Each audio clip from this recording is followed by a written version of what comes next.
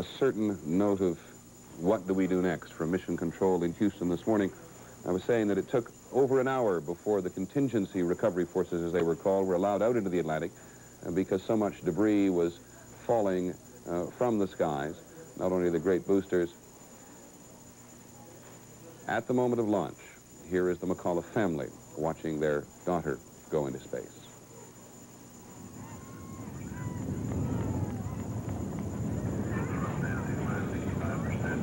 Those are her parents, her father, and her mother.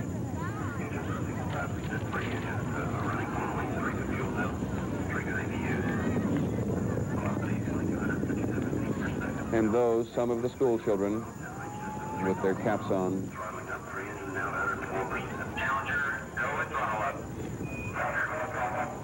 Her mother clearly weeping with pride at that point.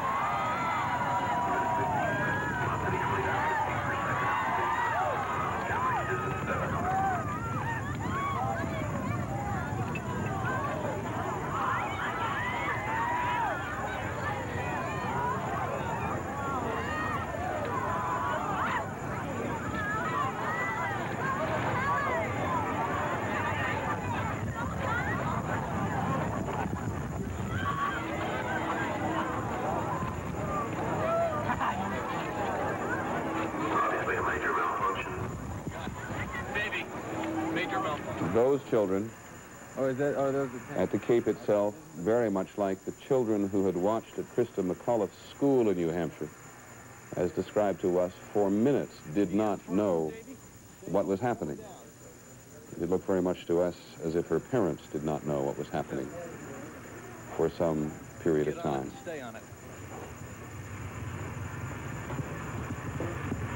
John Quinones, ABC's correspondent at the Cape, said to us earlier that in fact many people who were watching at the Cape did not know what was going on.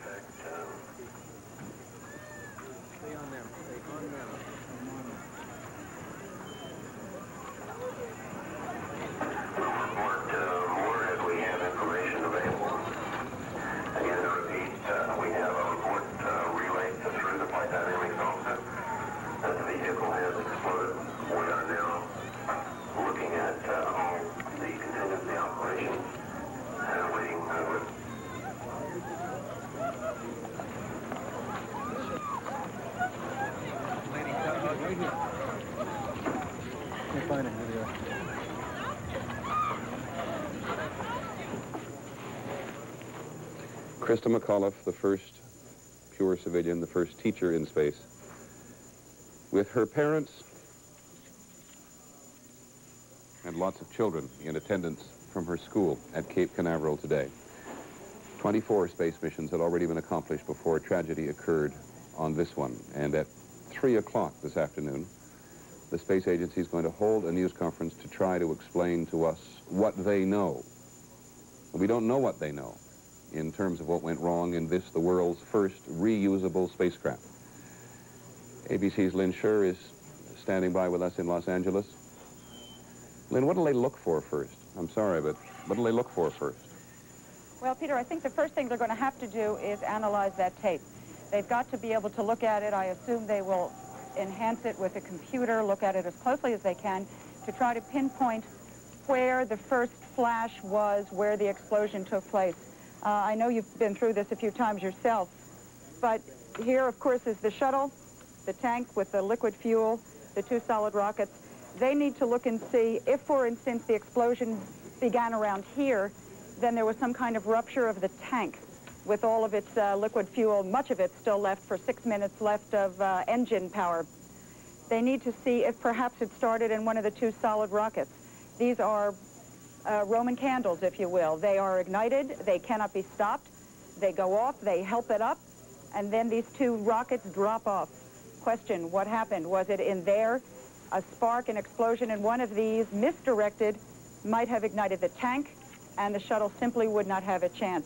The external tank, which is full of liquid hydrogen and oxygen, has a very, very thin skin, and it would rupture extremely easily. The shuttle, which is designed to go into space and to come down and take that enormous heat of re-entry, is nonetheless also very thin-skinned comparatively. So it cannot withstand a major explosion. So I think the first thing they're going to do is analyze that tape.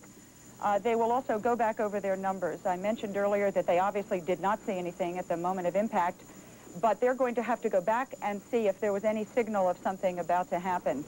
Beyond that, they have complete records of every single part on the shuttle, on the tank, and on the two boosters. They will now go back and reanalyze every single part, when it was put in, when it was checked, what might have gone wrong. They've got to start there. I don't know where else to go. Gene, let me ask you, Gene Cernan in Houston, recovery of the artifacts of this shuttle must now be absolutely critical, or can they begin some kind of investigation just based on telemetry and other data? I think the answer to that is both, Peter. Lynn is exactly right that there are reams and reams of data, not just from this flight, but from all previous flights which I made. They will go and look for some chronic ailment, something they see occurring over and over again. But certainly every piece that they can recover, that they could put back together, much like an aircraft accident, is going to be very vital to finding out what the real answers are. I don't think anyone could do anything but guess at this point in time. Unfortunately, as we saw the pictures of the explosion, it was so catastrophic that it indeed did consume the entire Challenger spacecraft. And when I saw the pieces Gene, there down, it is again. We're looking at it now in very slow motion. And when it exploded, it seemed to consume the entire shuttle vehicle itself. And there was no singular piece we could say, there it comes or there it is. So you can get a feeling for the magnitude and the quickness in which that explosion occurred, and literally consumed everything except those two solid rocket boosters, which appeared to be forced or broken away and fly their own path. Gene, there appears to be on that particular piece of videotape, I'm not sure we can look at it again, a flare, there it is again, a flare right underneath the nose of the Challenger. I do see it, and of course Lynn is exactly right. She knows the vehicle, and as well as anybody at this point in time, the external tank that carries the very explosive propellants of liquid hydrogen and liquid oxygen is very thin-skinned, but it's done for a purpose. It doesn't violate safety. It has to be light to allow it to get into space and then burn up during re-entry. It's possible a rupture could have occurred. There is also a barrier between the liquid hydrogen and the liquid oxygen within the tank itself, which is very important because you don't want to mix those two propellants until you mix them appropriately in the rocket engines themselves. See the magnitude. You don't see anything of the shuttle vehicle at all coming out of this explosion, which there's the shot of the tank on the upper right. Can we roll that tape back just a second there, and we can see again one of the solid fuel rockets going off to the right of your screen there and shooting out of the picture. That, as you say, Gene and or Lynn, just goes off on its own steam. Well, it goes off now. You know, there is nothing to shut it down. Obviously, it survived the explosion, and it does not have any guidance because the guidance was given to it by the computers on board the shuttle itself. So now it just is aimlessly flying until it descends into the ocean. But it probably, the force of the explosion just blew one or maybe both of those solid rocket boosters away, and they continue to burn. As I said earlier, the solid is sort of like just a solid mass of gunpowder, and once you ignite it, it burns slowly and controlled, but it continued to burn. And as Lynn was pointing out, there was enough fuel on there, particularly in the main tank, for another 6 minutes of flight. Lynn, is there anything on a shuttle reminiscent or resembling a black box that we get on commercial aircraft? They have plenty of data that should have... Lynn, let me, I'm sorry? I apologize, not your fault, but John Glenn, among America's most famous astronauts, has appeared to make a statement on Capitol Hill. We don't repeat, that's for sure. Under what effect does this have on a space program or any sort of flight test program when something like this happens? Oh, it delays things, of course, because there will be a very complete investigation. Our view of what happened this morning would be only speculation at this point, although the very slow motion pictures I saw on one of the channels a little while ago seemed to show the first light coming out of one of the solid rocket cases. Whether that'll turn out to be the cause of the difficulty or not, I don't know. But I wouldn't think that this was, you know, what it'll do to the program or how much it'll be set back will be dependent on the investigation. Was NASA trying to push too hard on this, Senator? No, I don't think so. If there's one thing NASA has not done all the way through, it is take a chance on cutting corners. And we've grown accustomed to success. It's been an amazingly successful program so far. You know, I remember one of the TV commentators, I won't say which network, but one morning talking about when there was a delay, commenting, when are we going to get turn this turkey into an eagle? We'd become so accustomed to getting these things off on time that safety was obviously being, at least in that commentator's mind, was being given short shrift. Why aren't we running these things like a regular airline schedule? Well, the fact that NASA has not done that. They've run it with the idea of safety first and foremost, and that's been the way it's been operated ever since the days when I was in that program many years ago. It's a tribute to them that they have not been goaded under pressure to taking any chances.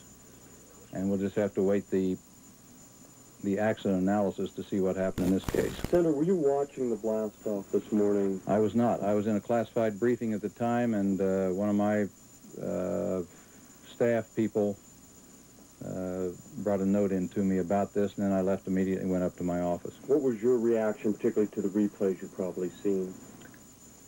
Oh, my reaction was a profound sense of loss, I guess, that this day had finally come that we'd hoped would never arrive. In some ways, I guess it's, you know, in our human existence, let me be philosophical for a moment. I guess in our human existence there is triumph and there is tragedy. And man tries many things. And we advance as a whole human race because we succeed most of the time. We make advances, whether it's in space or engineering or health or medical things. Sometimes, though, we aren't perfect. And then there's a tragedy that brings us back to our own human frailties and our lack of perfection. And so that's the kind of a day we're faced with now. It's been an amazingly successful series of triumphs through the years. But it also is fraught with the possibility of tragedy, and that's what we came up against today. When you say that this was a day that was pushed back for a quarter of a century, was it inevitable that it would finally come? Well, I think everyone that's ever had any connection with the program has felt that someday there would be a loss in flight. We're dealing with tremendous powers and speeds. You're traveling in orbit at 5 miles a second and trying to get back into the atmosphere from that kind of speed. And so, are we going to be perfect forever? I guess the answer was proven this morning, that the answer to that is no. But that doesn't mean that man doesn't keep trying in these areas and that we're not just as dedicated to seeing that this kind of research goes on. Senator, you've been part of a small and very select community of people, the community of astronauts. What does this do to that community when something like this happens? Well, we've never had something like this happen before, except for the pad fire, the fire on the pad that claimed 3 lives. Gus Grissom, Ned White, and Roger Chafee back in '67, I believe it was. So we went through that tragedy then, but that was not an in-flight accident. Obviously, there will be a shared sense of loss in the whole astronaut group and community, everybody associated with the whole program, whether astronauts or all those in the supporting functions. But I'm sure their dedication is going to be to find out what caused this and correct it and get on with the next flight. Do astronauts just simply accept this as part of the job? I think any time you go into flying or test flying, or which all of us were in the prior to being in the astronaut program early on, you accept risks, but you feel that the risks are worth it for the country and the importance of what you're doing. And you're willing to take those risks. And that's the way we looked at it back then. That's the way I'm sure all of the current group of astronauts looks at it. How much more of a tragedy is this, since it was the first launch of a citizen in space?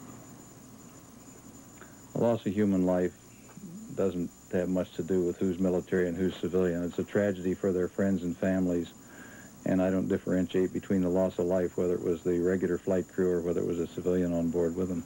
Well, how much does it set back the citizen in space program, do you think? I don't know. I have no way of knowing at this point. They had lined up some other people to go, of course. Whether this will affect that or not, I don't know. Do you think it should? Does this raise questions for the SDI program? No, I don't think so, because the technologies that were being used here as far as thrust and the engines and whatever happened here, I think probably are not likely to affect the research going on for lasers and laser projection and formable mirrors and particle beam projection and things like that. I would not think it likely that there was a connection there. Senator, are you concerned now, or have you ever been concerned about the way NASA procures parts? No, I never have. NASA has bent over backwards to be as safe as they possibly can be. And whether this will prove to be a one-time difficulty from whatever cause, or whether it will be a design defect that is uncovered now that we can correct or whatever, we'll have to await analysis. But there's no way of knowing right now, just now, a couple of hours after the accident, to know what happened. Senator, thank you very much. Good. Thank you. Thank you, Senator. Thank you. Senator John Glenn, one of the most famous flyers in this nation's history. It was back in 1962, I think, February 1962, when John Glenn became the first man to actually orbit the globe. Alan Shepard had been the first man into space, you'll recall. All of them. An important strain in the fabric of American adventure. Some of you may recall the movie The Right Stuff. And he sang, perhaps the obvious, with no insult intended, that the day has finally come, when the accident occurred. Reflecting what many people have said this morning, including one Congressman Gray from Pennsylvania, who said we had become so accustomed to success in space that we simply were unprepared or ill-prepared for this kind of a tragedy. The Speaker of the House, Tip O'Neill's office, has just said a short while ago, which will give you some indication of the impact of this tragedy here in the nation's capital, that the State of the Union message, which the President was due to give this evening at 9 o'clock, is now going to be postponed for a week. We have not heard that officially from the White House, but Larry Speaks, the White House spokesman, is going to give another briefing in about half an hour, and we have, in 1 minute, in fact, and we have also been told by sources at NASA here in Washington that NASA does not plan, as we had told you earlier hearing from Houston, a news conference or a briefing at 3 o'clock. John Glenn has said, as Gene Cernan has said, as Lynn Shure has said, that this is going to require very careful and probably lengthy analysis before we have any sense of what it was that caused this tragedy this morning and cost the lives of 7 Americans seeking the heavens. We are not perfect, said John Glenn, and of course the double impact today is surely because despite all the delays which have occurred with Challenger, but even more so with the Shuttle Columbia, we have become accustomed now to success in space. Wishes of bereavement and condolence have been pouring into NASA and to this capital from around the world. The Soviets have made it clear this morning that they offer their condolences for the loss. The Soviets have a very major space program. The Soviets and the United States have cooperated in space back on Soyuz Apollo. And so this is clearly a tragedy, as a number of people have pointed out this morning, of quite international proportions. As the Space Shuttle Challenger goes into space and explodes and drives its rockets, as you can see in the upper right-hand corner of your picture, crazily off into space, consuming the Space Shuttle Challenger itself with the 7 astronauts on board. We've said a couple of times that because of the attention given to Christa McAuliffe, she's the one on whom the attention centers. But the others are, and those of you who know them will recognize them best. Dick Scobie, who was the commander of the flight, making his 2nd shuttle flight. Due to the Here is Larry Speaks at the White House. Space Shuttle Mission 51L, the President, in consultation with the leadership of Congress, has decided to postpone the State of the Union address that was scheduled for this evening. He will address the Congress and the American people on next Tuesday. The President, in addition, has asked the Vice President to go immediately to Cape Canaveral's Kennedy Space Center, along with the acting NASA Director, Bill Graham. The Vice President will carry with him the President's personal concern for those courageous Americans who were aboard the space shuttle.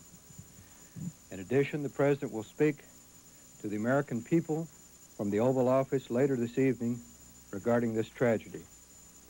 The President, since learning of the tragedy shortly before noon, has conferred with Don Regan, who in turn consulted with Speaker Tip O'Neill and Senate Majority Leader Bob Dole. They concurred in the President's decision to delay his State of the Union.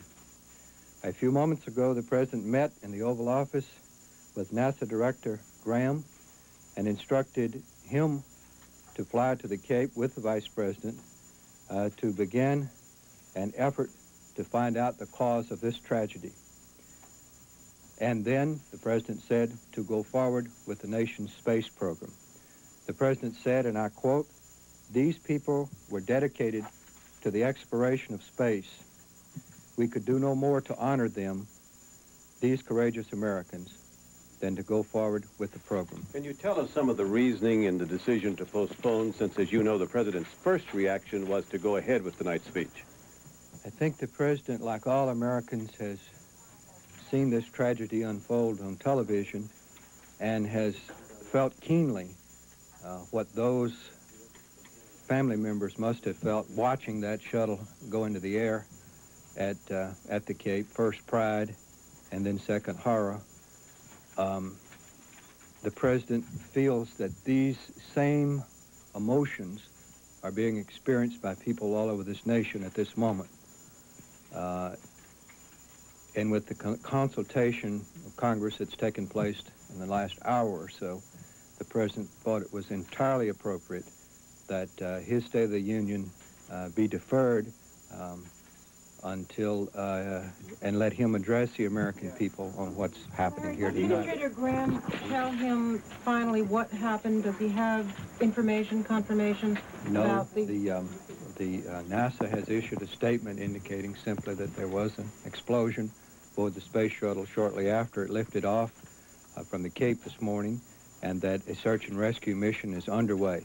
That is continuing at this hour and will continue until all efforts to find out what the situation in there are exhausted. Does the President believe... Right.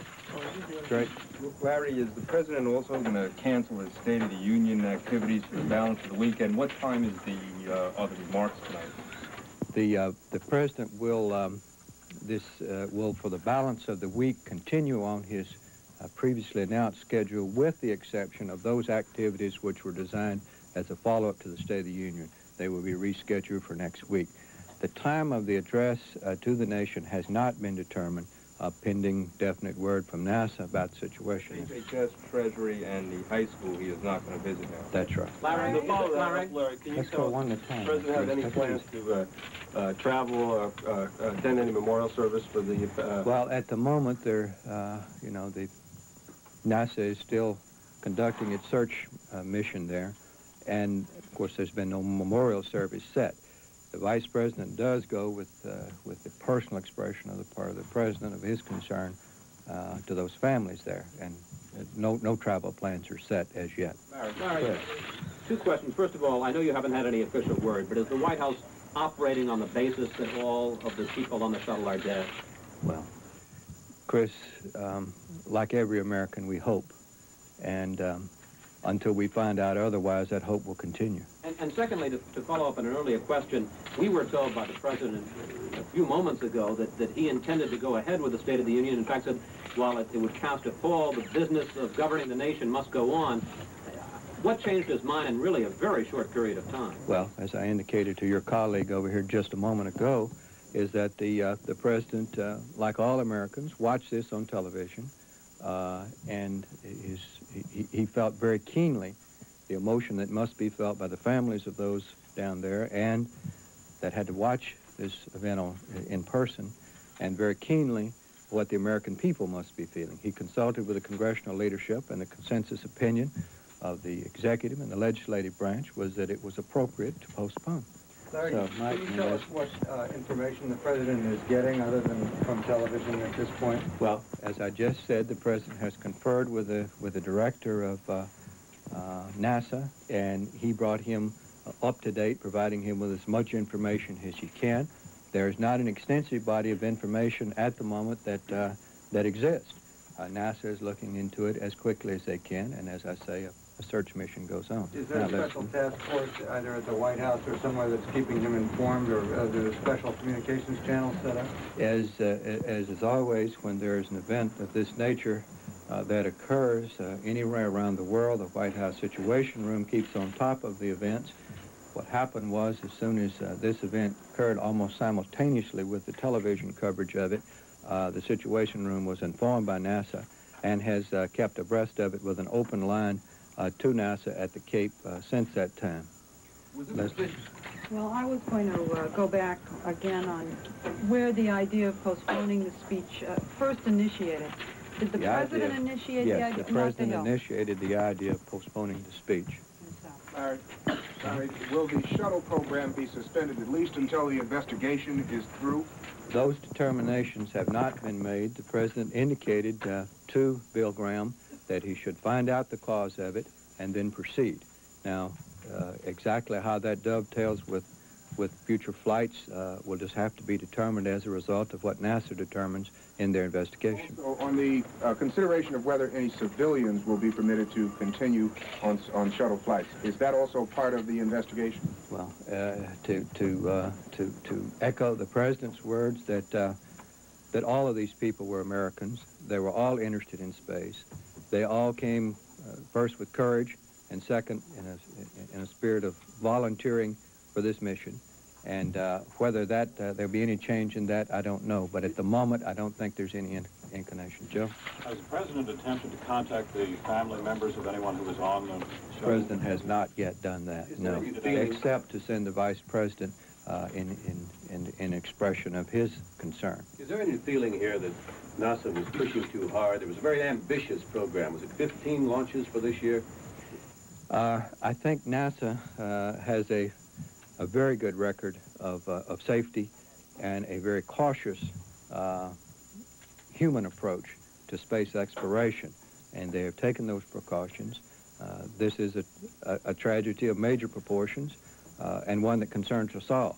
But for the moment, there is no finger pointing at NASA as far as their safety record. Well, the question arises particularly because in recent launches there have been some glitches that have come up. As you know, they had a problem with the door, the hatch on this, and their drill wouldn't work and all of that. Does that not give the impression that they may be pushing too fast? I can't make that judgment from here, but I think if you would look back at other space launches in the Mercury and Apollo program, you would find that there have been postponements. These not because of glitches, but because of an extensive safety program that finds these glitches before launch.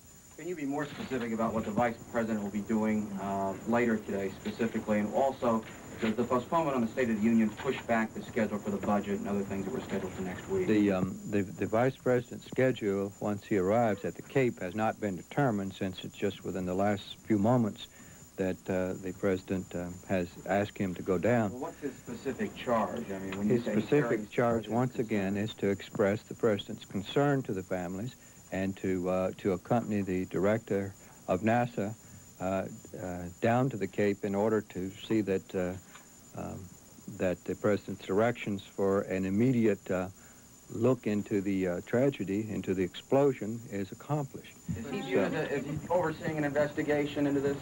I don't think that you can say that yet, Norm. I think this matter is entirely in the hands of the NASA people at the present time, and I don't know of any. There's no further planning beyond that. On the budget, too, the question on the budget, that has not been determined. It would be my inclination to say that the budget will probably go up on Wednesday, with the State of the Union on Tuesday.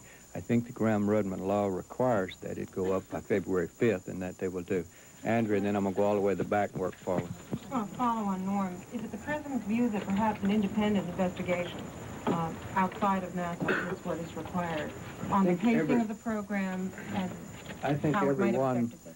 everyone is leapfrogging well ahead of events at present. This tragedy is now only hours old. You have a series of actions taken by the president, including a charge to the director of NASA to find out what happened. And until we do some preliminary studies, none of these questions have answers.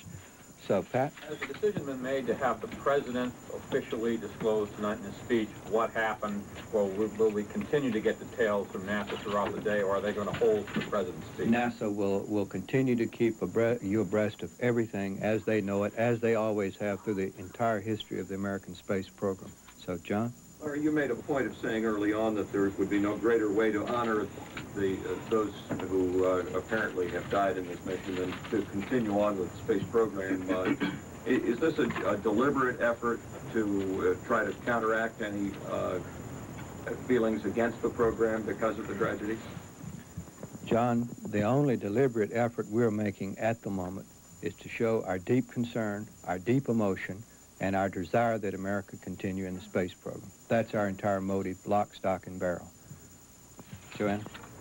Larry, has the president expressed any rue or regret about his proposal to send civilians in space? The president is obviously concerned about every person that he, as the chief executive officer of the government, he is the president, directs. He directs people every day, either directly or indirectly, to conduct missions on the part of the government, the military, NASA, and those. It's a fact of life when the man sits in the Oval Office. He has to make these decisions, and I have not heard him express any regret. Concern, yes. Deep emotion, yes. Sorrow, yes. But regret is not that. It was a decision made, as he said.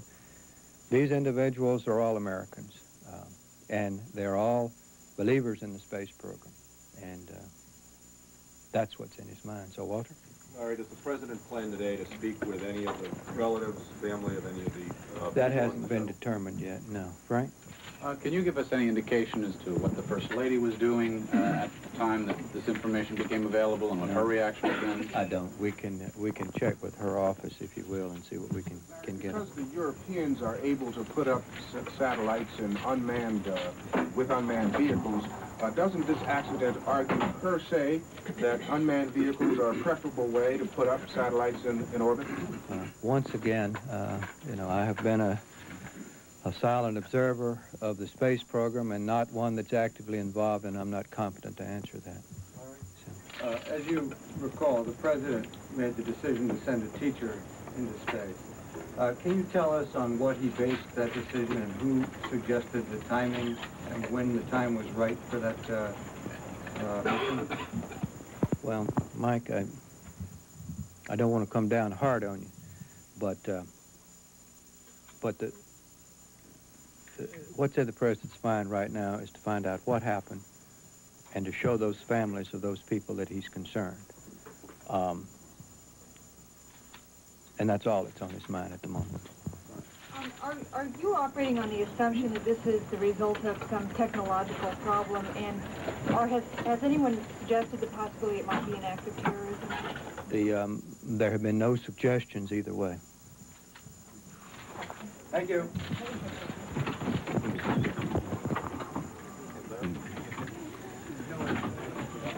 Larry Speaks, the spokesman in the briefing room at the White House this morning, saying that all that is on the president's mind at the moment is the concern that he has for the families of those 7 people who were on board this morning. The last question there about did he have any second thoughts about a teacher. Mr. Speaks saying he didn't want to come down too hard on the reporter. He might well have. It was during his election campaign in 1984 that the president suggested a teacher be the first civilian in space as a reflection of the values of education that America stood for. Sam Donaldson is standing by at the White House now. Sam, we heard you pursue Larry Speaks on the subject of canceling the State of the Union. Is this a reflection of how deeply moved the president is by this? Well, quite clearly, Peter, there was a change of mind between the time, about an hour or so ago, that the president spoke to some of us reporters who were gathered in the Roosevelt Room, when he said that he would continue and he would do the speech tonight, and that life goes on, even though it was a horrible tragedy. He said we can't quit and we can't stop governing the nation. So he changed his mind between that point and the point when Mr. Speaks came out here and made the announcement. I assume that they continued to gauge the great upset, and the president certainly felt it at the time, that this has created here in this country and around the world, and apparently felt it was inappropriate to go ahead with the speech that necessarily, because of the themes that Mr. Reagan had planned, intended to be upbeat, intended to talk about a country that was doing well and where everything was hunky-dory. And I assume that they believed, and I suppose a lot of people will think properly, that to go ahead with that speech after this tragedy today would not have served anybody's interest. Sam, you know, unlike the rest of us, that when somebody walks in the White House of an official nature, they don't always bring news. William Graham, the acting administrator of NASA, has been in there this morning, and I get the sense, listening to speak, he doesn't have anything to tell the president. No, I don't think Mr. Reagan knows much more than you know, Peter, or the people who are watching our coverage, because NASA is trying to sort this thing out. We've seen over and over again that terrible explosion. Eyeballing it is, at the moment, plus their telemetry, all that they have until they can try to recover some debris and they can go over that telemetry. So I don't think Mr. Reagan has any more idea of what happened than we do. A very strong political statement, though, Sam, I thought, from Larry Speaks, which is the best way to honor these people is to go ahead with exploration in space. And that is clearly the attitude at the White House? Oh, I think so. There were a number of questions here today, mildly put because of the adjacency to the tragedy about the future of the space program. But the president told us, again, an hour and a half ago, that you had to go on, that there have been accidents in every field of transportation since the transportation has begun, and you don't stop transportation. Peter, how many air crashes have we had in the last year or so? 2,000 lives lost, I think, last year. Right. Air transportation goes on. So the thought that you'd stop the space program, now, whether you modify it, whether you go back and look over the safety features, whether you go back and reconsider whether you can, in fact, put an escape hatch in a space shuttle, that's all up for grabs. But no one's going to stop the space program because of this accident. Sam, just one other point. We have been operating here on the thesis that until somebody comes out and tells us officially that the 7 are lost, that there is still hope. I heard Larry Speaks say the same thing. What do they say behind the scenes? Well, Peter, there's not much hope here. You're quite right. Until we have some official declaration that the 7 crewmen are all dead, it would be wise for every one of us to withhold that final judgment. But they saw the explosion just as you did. And they saw the debris on the ocean after they've gotten in there, just as we have. The thought that anyone's still alive is really a very distant one.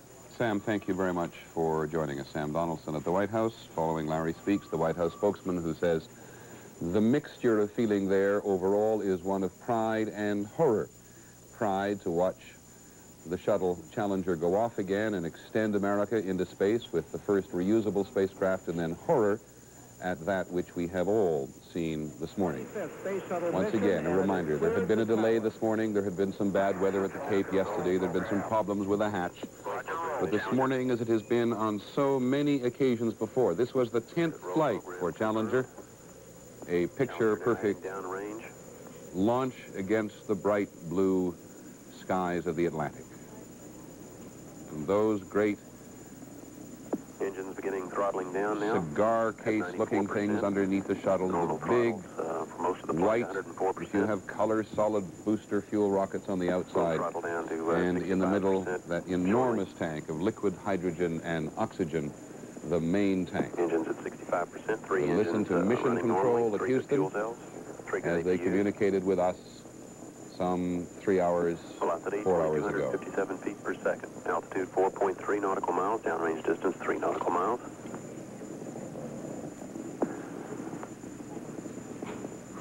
Engines throttling up. 3 engines now at 104%. Challenger, go at throttle up.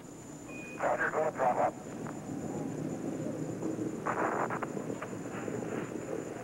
One minute, 15 seconds. Velocity 2,900 feet per second. Altitude 9 nautical miles. Downrange distance 7 nautical miles. Go with throttle up. Increase your power to make orbit and it will be hard to forget the voice of the mission control communicator, talking on as he reads off his telemetry, not aware, as those who were watching it were aware, that this had occurred. Flight controllers here looking very carefully at the situation. The search in the Atlantic, about 8 to 10 miles off in the immediate area of Cape Canaveral, goes on. Here's Lieutenant Colonel Robert Nicholson of the Air Force to describe what they're doing.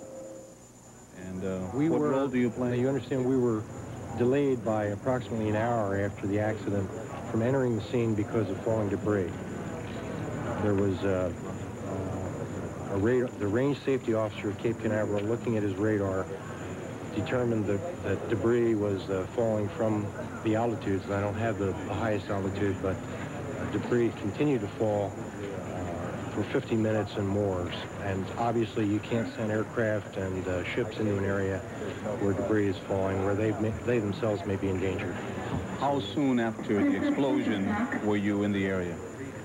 In the search? We were several of these helicopters, and I know the Coast Guard hydrofoil was on the outskirts of the scene immediately, but there was a delay between when they could go in until the debris was clear. The range safety officer said that they were cleared in. They were there as part of the contingent? Lieutenant Colonel Robert Nicholson of the U.S. Air Force telling us some very preliminary and very sketchy details of what they've been able to do in terms of mounting a search in the search area just off Cape Canaveral. ABC's Steve Shepard of the Pentagon gives us some more detail of what the military has in fact sent out. The USS Pegasus, a hydrofoil, which about 20 minutes ago was about an hour away from the area. A frigate, the USS Underwood, still not reached the search area. The Coast Guard has sent out a couple of cutters. A third cutter is en route, and a number of helicopters have been sent out as well, and a C-130 to look throughout the search area to see if anything can be found. The first search, obviously, for the clearly remote possibility of survivors, but certainly wanting to pick up the evidence now to try to piece together what went wrong on this horrendous day in space in 1986.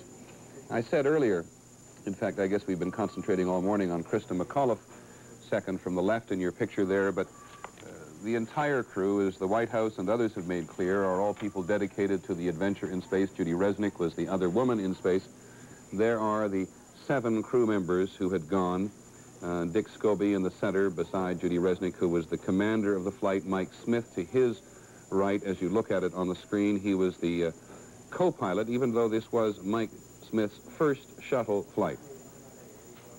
ABC's Stone Phillips has been busily trying to put together some information on the other members of the crew, all of whom appear to have lost their lives this morning, and here is his report. Challenger's crew trained for this mission for nearly a year. The woman on the far left, teacher Barbara Miller, was an alternate, a standby for Krista McAuliffe, and did not go on the mission.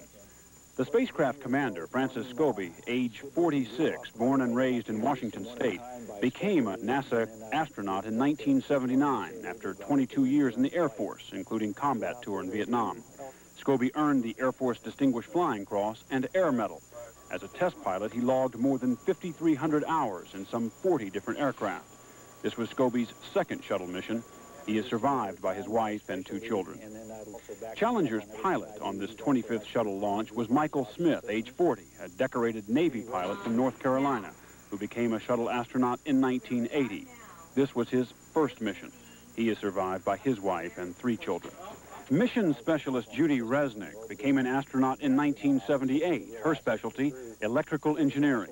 This was her second shuttle mission. She had logged 144 hours, 57 minutes in space.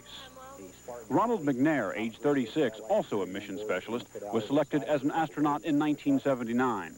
He, too, was a veteran of the shuttle, making his first shuttle flight in 1984, bringing his background in physics and laser technology to the program. The third mission specialist on today's launch was Air Force Colonel Ellison Onizuka, age 39, born in Hawaii. A former aerospace engineer and pilot, he had taught at the elite Air Force Test Pilot School in California. He became a NASA astronaut in 1979. Onizuka was on his second shuttle mission. His initial flight in 1984 was the first dedicated to the Department of Defense.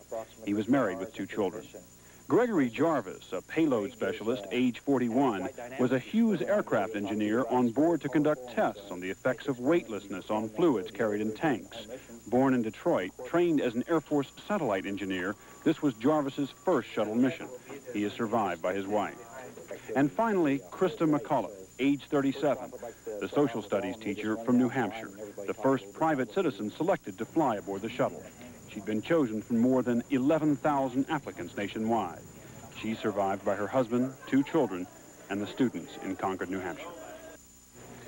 ABC Stone Phillips, I'm sorry it took us a while to get to that, to bring you the human dimension of the other people in the crew, and the reason I think for that is because Krista McCullough was the first civilian in space, the first teacher, and as is our and the nation's tendency, you tend to focus, I think, on the first. But there is some indication of the human side of the other 6 members of the crew who all appear to have lost their lives over the Atlantic Ocean this morning. Just to pick up on a couple of pieces of information, the Space Agency now says it is going to have at least a statement at 3:30 this afternoon, Eastern Time. The indication so far that we're getting, certainly from the White House and from Cape Canaveral and from Houston, is that they do not know a great deal yet, but by 3:30 this afternoon, Eastern Time, they will have something to say.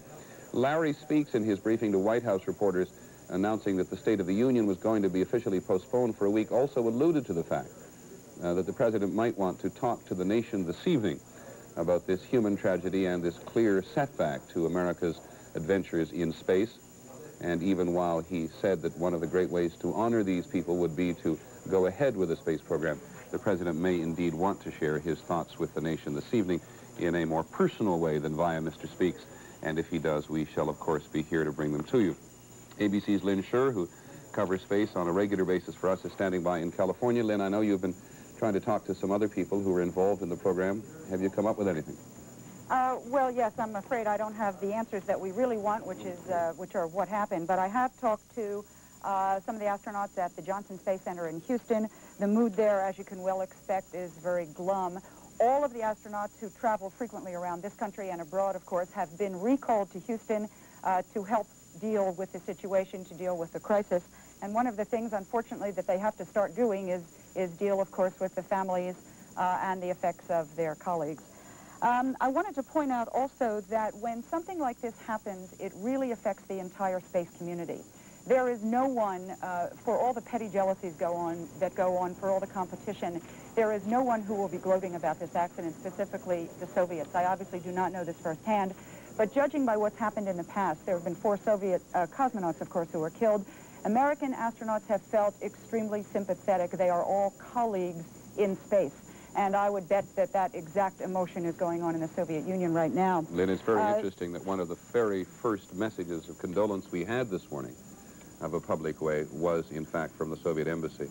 So that as you do is you share this interest and fascination in space.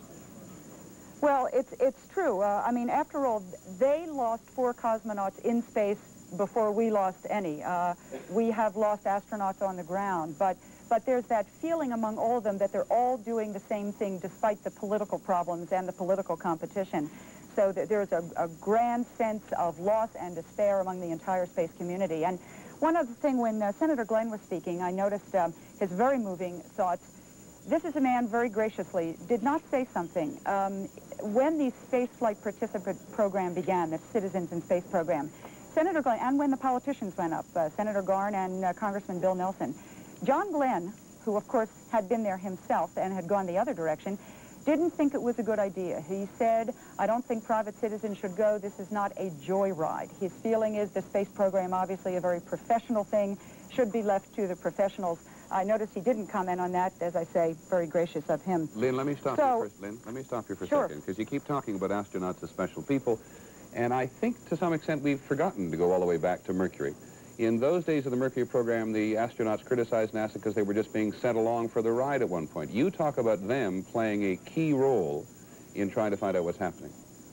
Well, I think the space program has changed enormously, Peter. In the beginning, in fact, as much as they don't want to accept the fact, the Mercury astronauts were at first passengers. Things changed. They got much more control because they agitated for it over running their spacecraft.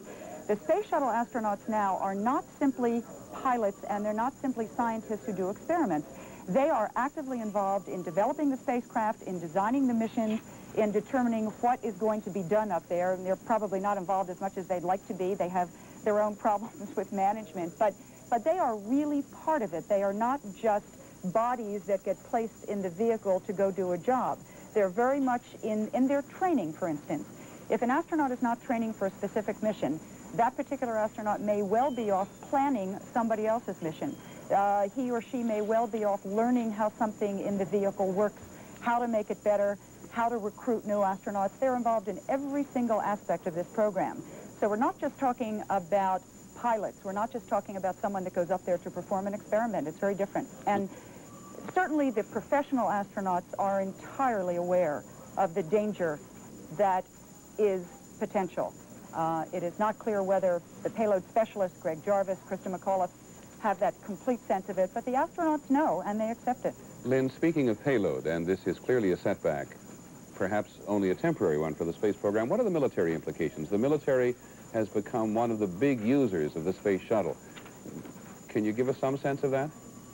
Well, I think that it's going to be, first of all, as you've been saying all morning, an enormous setback for the whole program. The next military flight is the one that is supposed to be taking off from the Vandenberg Air Force Base out here in California. That has already been postponed several times. It was meant to go in March, then it got put off until the summer, and it's not clear when that will happen. They now not only have to worry about getting their new launch pad finished in time or at a reasonable time, but they now have to worry about the entire system. And in fact, the Air Force has been counting on the fact that the system has worked so wonderfully. So of course, that is going to be a problem for them. The military is very, very dependent on the space shuttle. Let me draw together something that Sam Donaldson said and something we both covered, and that is the crash of the Arrow Air plane at Gander in Newfoundland, which is taking a very long period to find out even why it crashed. Is it safe to say, do you think, that this program is going to be halted until they find out what went wrong with this? I think it's very safe to say. I suspect we're looking at several months, 6 months. I don't know, obviously. You asked me a question earlier in the broadcast that I never got a chance to answer, which was the black box question. There is no black box on board. There's nothing that they can hope to recover that will tell them what happened. All their data is already on the ground, on their little screens, and in their machines. What they can recover, though, are those chunks, pieces, anything that will help tell them where the explosion might have taken place. I think it is going to be a very long delay, and this, of all years, was a major year for NASA. What a tight schedule they've had. Well, among those people you've talked to today, and perhaps you can pursue it with them, should there be this long a delay? In fact, this was the 10th flight of Challenger. There were going to be 15 flights this year, which are important to the nation, not only in the military context, important to the international community. If we wait as long as they did for Air India crash or for the Arrow Air crash, you could hold up the program indefinitely. Well, it's absolutely true. The next mission, which seems very minor by comparison to what happened today, but the highlight of the next mission was going to be a look at Halley's Comet. That, of course, is Columbia. It was not meant to be Challenger, but I cannot imagine that that is going to get off anywhere near on time, because I can't imagine they're going to have figured out the problem by then. Again, I am guessing. I do not know the answer to that. They have had a number of serious scientific missions planned for this year, and the most exciting one that comes to my mind is the scheduled launch of the shuttle now in October to launch the Space Telescope. This is a telescope that is finally going to enable us to see far beyond in the solar system than we have ever seen before. And it is unclear to me how they can possibly keep a schedule until they figure out exactly what went wrong. Okay, Lynn, thank you very much. We'll come back to you shortly. Gene Cernan is still standing by in Houston. Gene, I guess at moments of crisis, we tend to ask the negative questions rather than the positive ones. Having said that, are we expecting too much from this reusable spacecraft? Peter, no, I think the spacecraft, to some degree, designed almost beyond its expectations, and being able to put man and machine in orbit. The potential for the space shuttle, to me, was going to be the DC-3 through the end of the century, and was going to more than pay for the effort and the time and the money. And indeed, at this point in time, I guess I can say, as I look into the future, into the lives that it cost. Gene, we heard Lynn say no black box, that what they have is the telemetry, the data they have already there, and the pieces of debris they'll pick up. Where do you start? What do you begin? What do you look for first? Well, you know, the black box is almost a continuous open loop from the spacecraft to the ground in terms of the amount of information it provides the controllers, and there's reams of tape information that is run through the computers that is already, I'm sure, being gone through on a cursory basis so that NASA can come up with some kind of preliminary feeling, but I don't think they, at this point in time, or in the next several days or weeks, will be able to commit to any particular, or zero on any particular cause or reason for this failure until they go through that data. Of course, that, along with any pieces of material or debris or anything that they may be able to recover from the ocean, is going to be certainly important into piecing this whole mystery.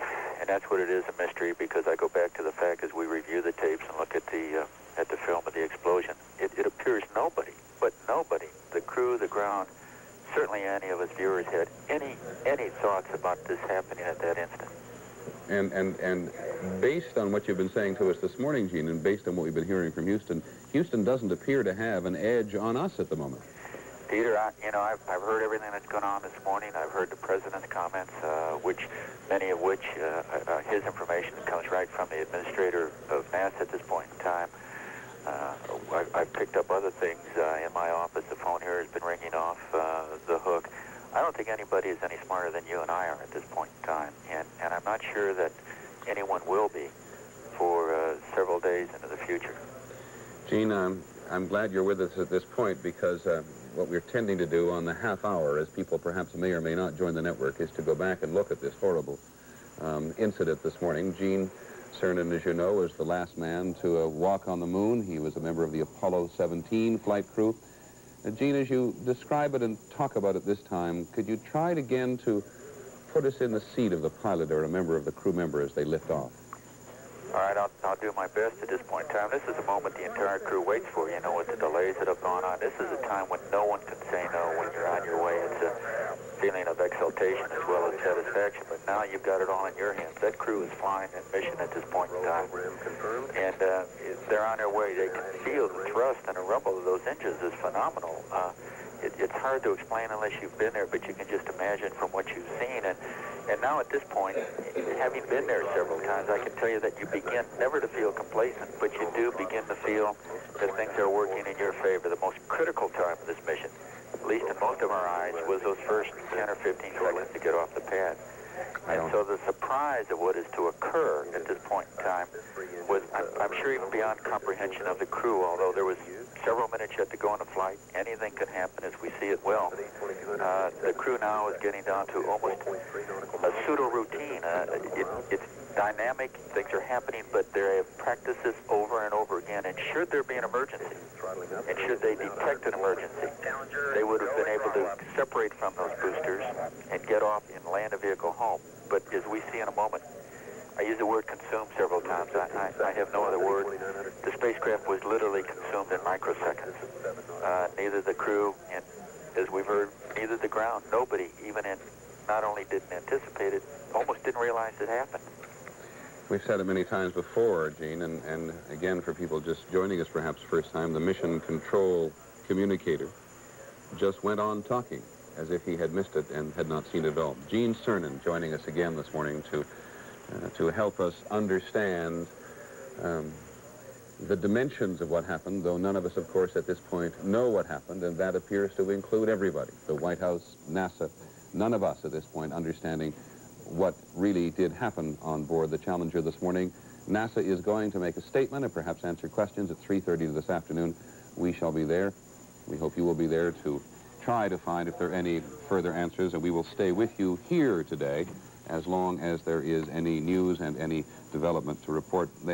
Some will bring you up to date with in just a moment, but the crew again. 7 members on board. Gregory Jarvis, he was an engineer with Hughes Aircraft. He was the payload specialist on board. He is survived, as best we can tell, by his wife, Marcia. The information he brought back from this mission could have been crucial to the design of new liquid-fueled rockets. Francis Dick Scobie, he was the commander of the flight. He was making his second shuttle flight. He has a wife, June, and 2 children. He made his first shuttle flight back in 1984, was spoken of as a fine and able commander by all those people who had worked with him. He was also an Air Force jet fighter pilot and had been in Vietnam. Mike Smith, he was the shuttle co-pilot. He's a 40-year-old commander in the Navy. He was trained as a test pilot. He also served in Vietnam. This was actually Mike Smith's first shuttle flight, sitting in the co-pilot's seat. Ronald McNair, the mission specialist. He was doing research on lasers. At the time he was selected as an astronaut, he had a PhD from MIT. He became an astronaut in 1979. It was his second shuttle mission. He also has a wife and 2 children. Judy Resnick, one of the 2 women on board. She is single, as you can see on your screen. She was the second American woman to go into space. She was, among other things, a classical pianist who earned a doctorate in electorate engineering. And you may recall her from one of the previous shuttle missions. She was the woman who operated the robot arm, the so-called Canadarm, which has been used for any variety of missions once the shuttle was safely in orbit. Ellison Onizuka, who is from Hawaii. He was an aerospace engineer, and he taught at the Air Force's test pilot school in California, where among the very best in the country go. He was also, we were talking a little bit earlier about the military, he was one of the crew members on that secret Defense Department shuttle mission of last January. He also was married and has 2 children, Ellison Onizuka. And clearly the most famous member of this mission, Krista McAuliffe, known as the teacher in space. She is survived by her husband, Steve, who we've talked to this morning, or heard this morning, and her 2 children. And as I think it was Stone Phillips, ABC's reporter, said earlier on, survived by all of the children, not only in New Hampshire, but also around the country, who clearly identified with her, as did a great many of the rest of us. We do not, I must confess, have a great deal that we can tell you at the moment, except to really review across the country and around the world, as Lynn Sure pointed out when she was talking about the Soviets. People have been coming forward to express their condolences. The president stood in shock this morning. We were over at the White House this morning, a number of reporters being briefed from the White House point of view on the President's State of the Union message this evening, which has now been canceled. The president was handed a note, as were the rest of us. He stood in shocked silence to learn what many people in the nation who had been watching it had already learned, that 7 people appear to have died on board Challenger about 2.5 minutes, or a little more than 2 minutes after it left Cape Canaveral in a bright blue sky. Since then, if there has been an overall tendency, at least here in the nation's capital, among officials, it has been to express enormous sadness and great shock, but also dedication to the program. We heard from Senator Jake Garn, who was one of the 2 politicians to fly in space. Congressman Bill Nelson is the other. We haven't heard from him in person this morning. That one of the ways to honor the people is to go ahead with the space program. We heard the same from Senator John Glenn. We've heard from so many people. What I think many of our own reactions have been that we'd all become so accustomed to the safety and the routineness with which the Space Shuttle Challenger and the other 3 presently active space shuttles go into space, that this is an enormous double setback. Challenger is one of 4, as we said. There was Columbia, there is Discovery, and there is Atlantis. The first test vehicle, as some of you may recall, was named Enterprise, but it was used just as a test vehicle and did not carry people into space.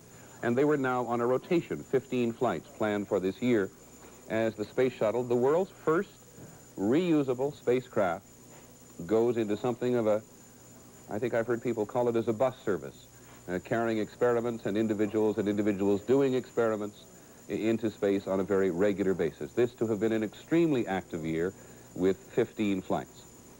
As the President reminded us this morning, this is the first accident that the American space program has actually had of this magnitude, certainly involving human life in space.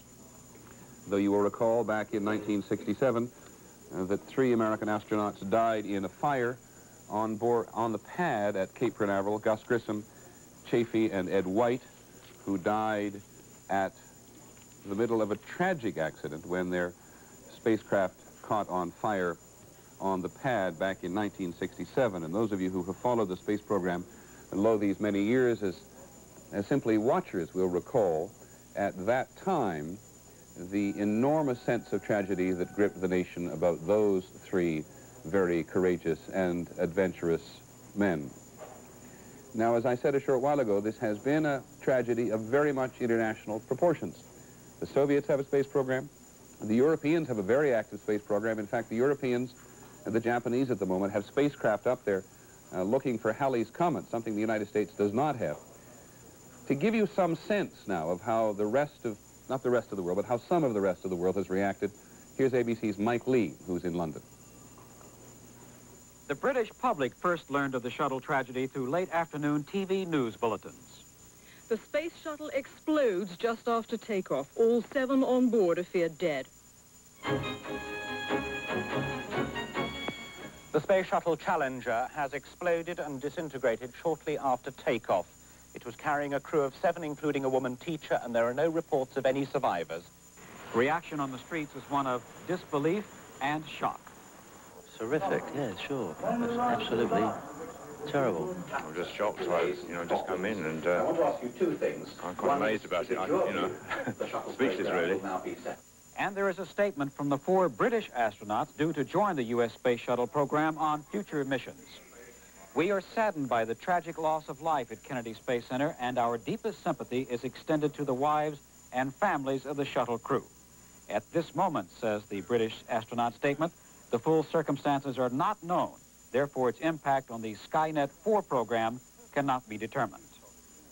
Throughout this country, as indeed throughout the world, people were standing by their TV sets, in homes, offices, and in pubs for the latest news.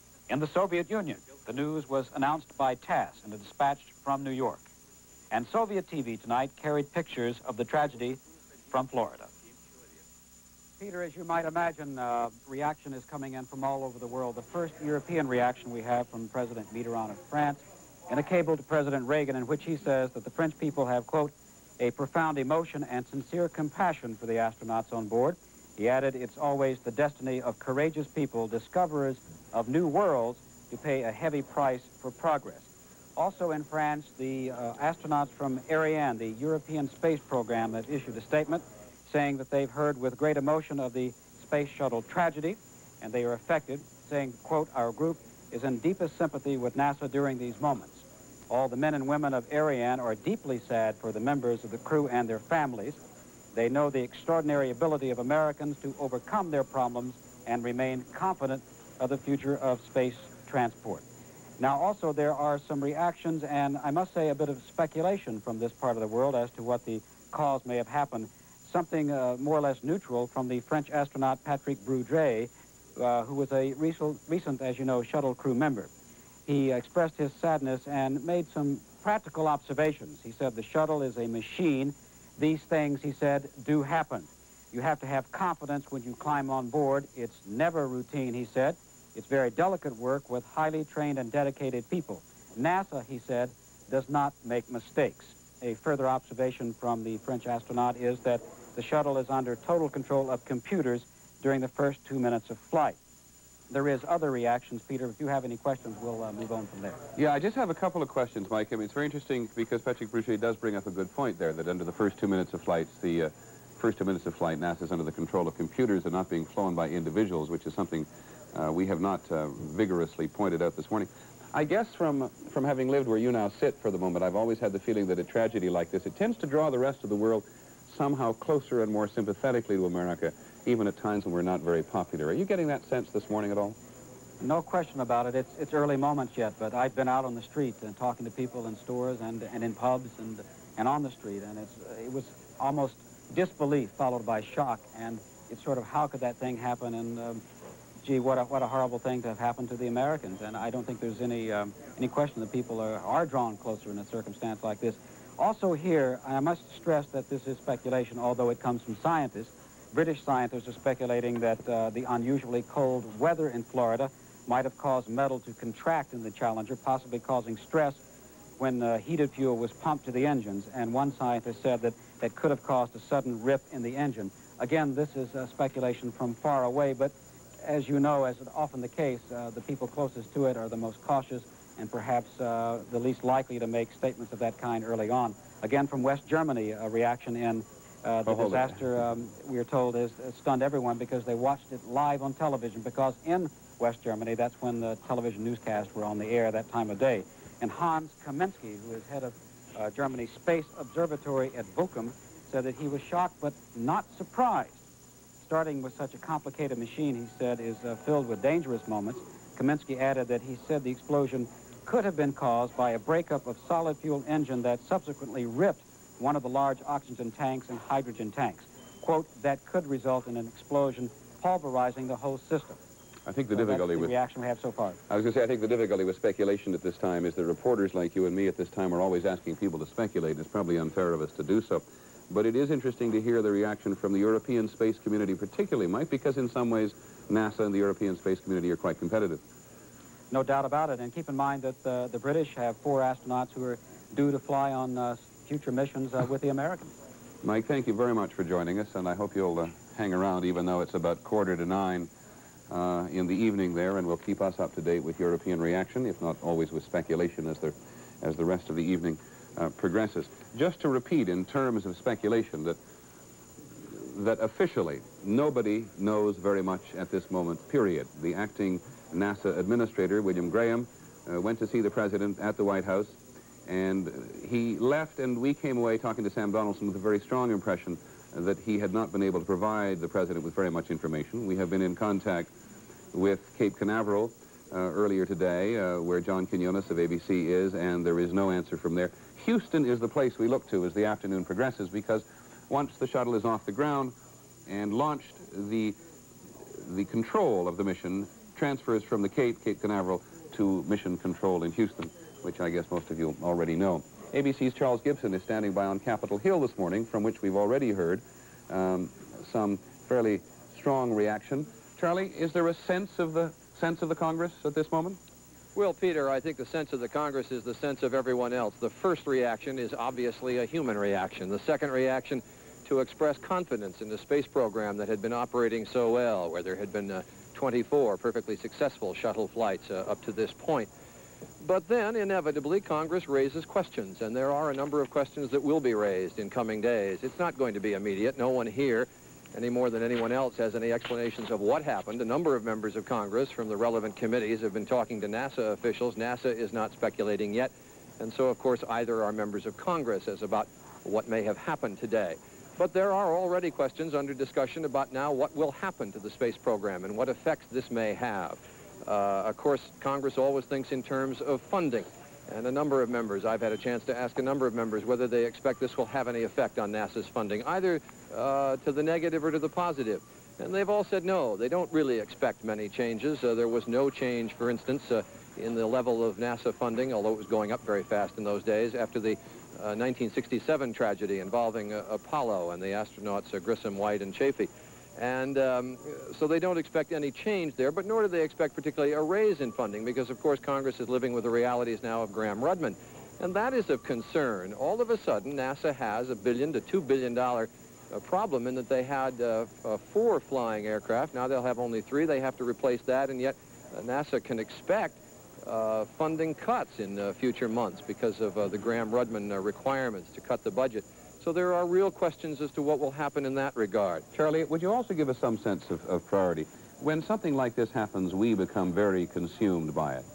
The White House sets aside the State of the Union, which was awaited with great anticipation on the Hill because of the Graham-Rudman budget-cutting bill, which you have just mentioned. How long does Congress put things aside? Well, as I say, Peter, I think the reaction is very human. Right now, on the floor of the House, there is discussion of a resolution to express condolences to the families of the crew members and to recess for the day out of respect to all of them. There was a strong feeling here, for instance, right away, that it would be inappropriate for the President to come up to deliver the State of the Union address tonight. Larry Speakes was very correct that the members of Congress concurred in the President's decision not to come, but they really concurred before the decision was made. I think there was a general feeling that it would be improper to have the President come up. So as I say, the first reaction is very human. There is sympathy and shock. Bob Michael on the floor of the House just a few moments ago said he felt the same wrenching in his gut when he saw what happened on television this morning, as he felt at the time of the Hindenburg disaster, which he was listening to on radio when that occurred. And members of Congress react like all of us in very human terms. So when I say they're raising these questions now, I emphasize that it is in the context with those very human reactions coming first. Bill Nelson, the member from Florida, who was on the last shuttle mission, a member of Congress who went up in space, as you recall, and his district includes Cape Canaveral, stood up a moment ago and said that he knows every one of those crew members were aware of the risks when they got on that shuttle. He was aware of them when he got on. You feel that all the time, he said, but then he wound up his speech on this resolution by quoting Helen Keller and saying that if life is not a daring adventure, it is nothing. But as I say, they have raised these questions. There is the concerns about whether NASA may have been pushing very quickly with the shuttle program because they were trying to prove its commercial viability. George Brown of California, who is probably the best expert in the House on the militarization of space, raised the doubts that the Air Force has had about the manned shuttle program. The Air Force, which is going to be one of the biggest customers of the shuttle program, has been saying that they could go their own way and probably do it cheaper with unmanned vehicles. And Brown raised the question as to whether or not NASA will now have to look more and more to unmanned vehicles and possibly reorient their program more and more toward unmanned spacecraft. Now, these are all questions that are going to be discussed for weeks on end. There's the other question, you know, President Reagan's program, the space station, that was going to have to be constructed with labor from the shuttle. The shuttle would go up and take the parts for the construction of the space station up. The space station would be constructed, and then the shuttle would take manned crews back and forth to the space station. Well, that will now get a harder look in Congress because of what has happened here, and the president may have a tougher time selling that program. So there are all kinds of ramifications in future days. One member of Congress said, for instance, he thinks there'll be no journalists in space now. He doubts that the civilians will be sent up with the rapidity that NASA was talking about getting to that area. Charles, so as I say, many questions to be answered. Isn't there really another side to this, too, that very often when there's a setback in a program like this, the public's attention is drawn much more directly to the overall space program than it is normally, and it could actually get a boost in the Congress? Yes, although, as I said, we've already asked that question to a number of members, and because of the first way, obviously, we talk about a boost is in financial. That's the way these guys deal, obviously. And the first question is financial, and most members are doubting that there will be an increase in NASA funding, although in the long run, it may redound to a closer look at NASA and more confidence in the long run, but that's a long way from knowing. Charles, thank you very much for joining us. Sure. Charles Gibson on Capitol Hill, and a reminder, after hearing from Charles some of the if you will, negative futurist reaction from members of Congress, that 24 shuttle missions had already been accomplished. And to remind you that we now have, in the history of the U.S. space program, 10 people who have died. The 3 on the ground back in 1967, Gus Grissom, Ed White, and Roger Chaffee, when their spacecraft caught on fire on the pad, and now the 7 astronauts and mission specialists on board today. So 10 in the history of the space program. And as Lynn Scher and others have pointed out, a very vigorous program for this year in terms of 15 missions planned for this year alone. Let's go back to Lynn Scher in California for just a second. Lynn, to raise this one question which other people have raised, the aggressiveness of NASA in terms of using the shuttle to prove its commercial viability. What's your own sense of that? They have been aggressive. This is what they said they were going to do, and they are trying to fulfill it. They are not, by the way, being nearly as aggressive as they originally planned to be. They were talking about 24 shuttle flights a year originally, a turnaround time every 2 weeks. That has clearly not been possible. But what they're doing is simply a little bit beneath what they've said they were doing all along. This is nothing new, this aggressiveness. It is not new for them to be competitive. What is new, I think, for the American public has been, up till today, to understand that the American space program is not necessarily always going to be the first and the only one doing something. I'm talking about the fact that the European Space Agency, as you've been mentioning, has got the Halley probe. The Russians have a Halley probe, which we do not. The Europeans are also talking about building, the French are talking about building a shuttle. The Japanese, the Chinese are talking about going into competition to launch satellites, unmanned flights, and they would like to have an astronaut program too, some of those countries.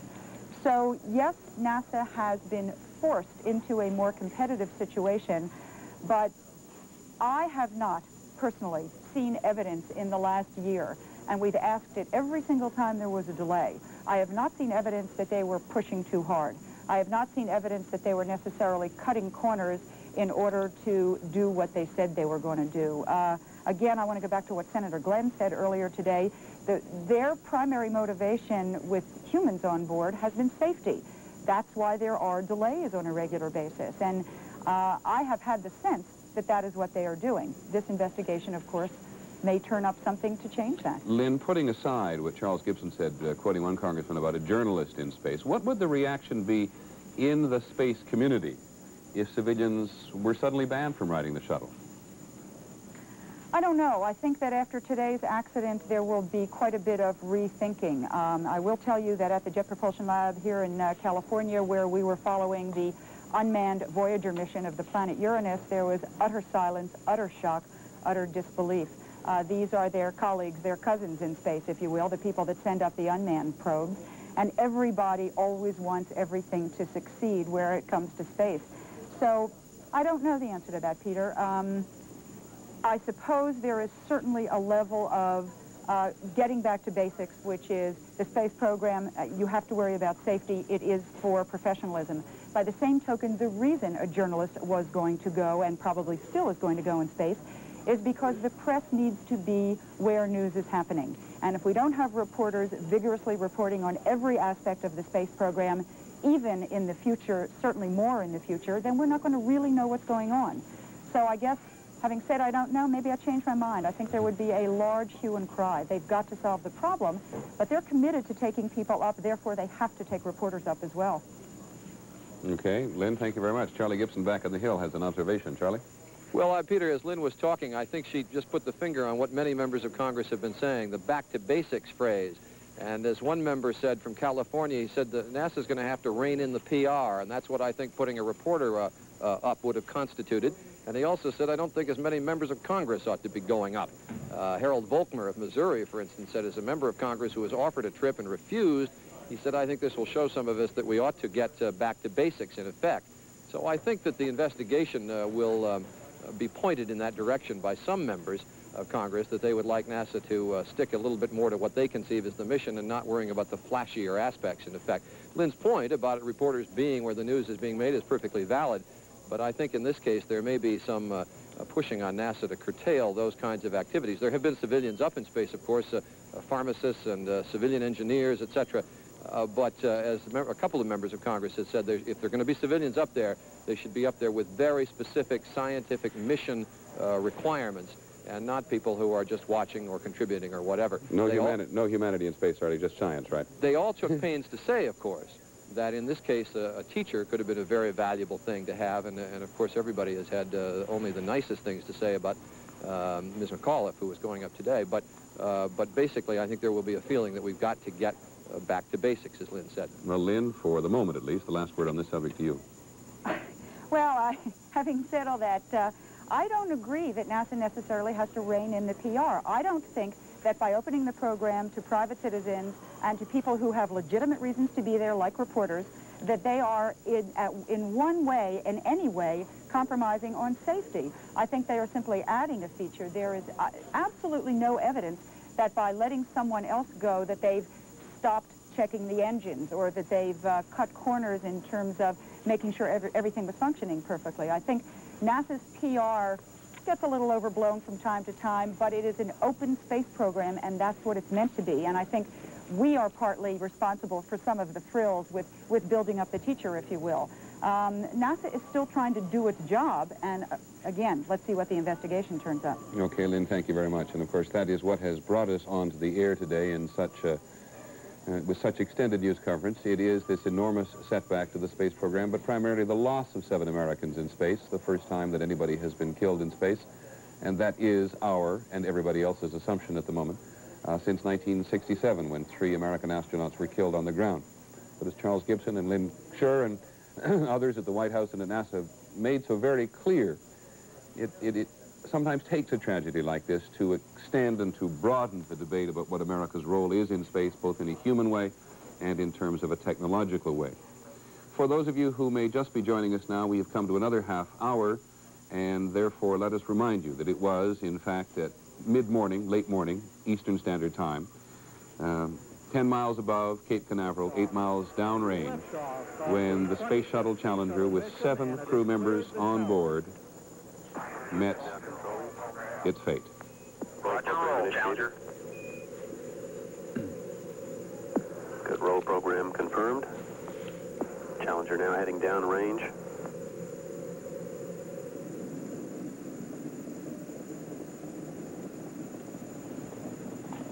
(11:39 a.m. Eastern Standard Time). The shuttle makes its now familiar roll with both of its solid fuel rockets pumping away. 65% shortly.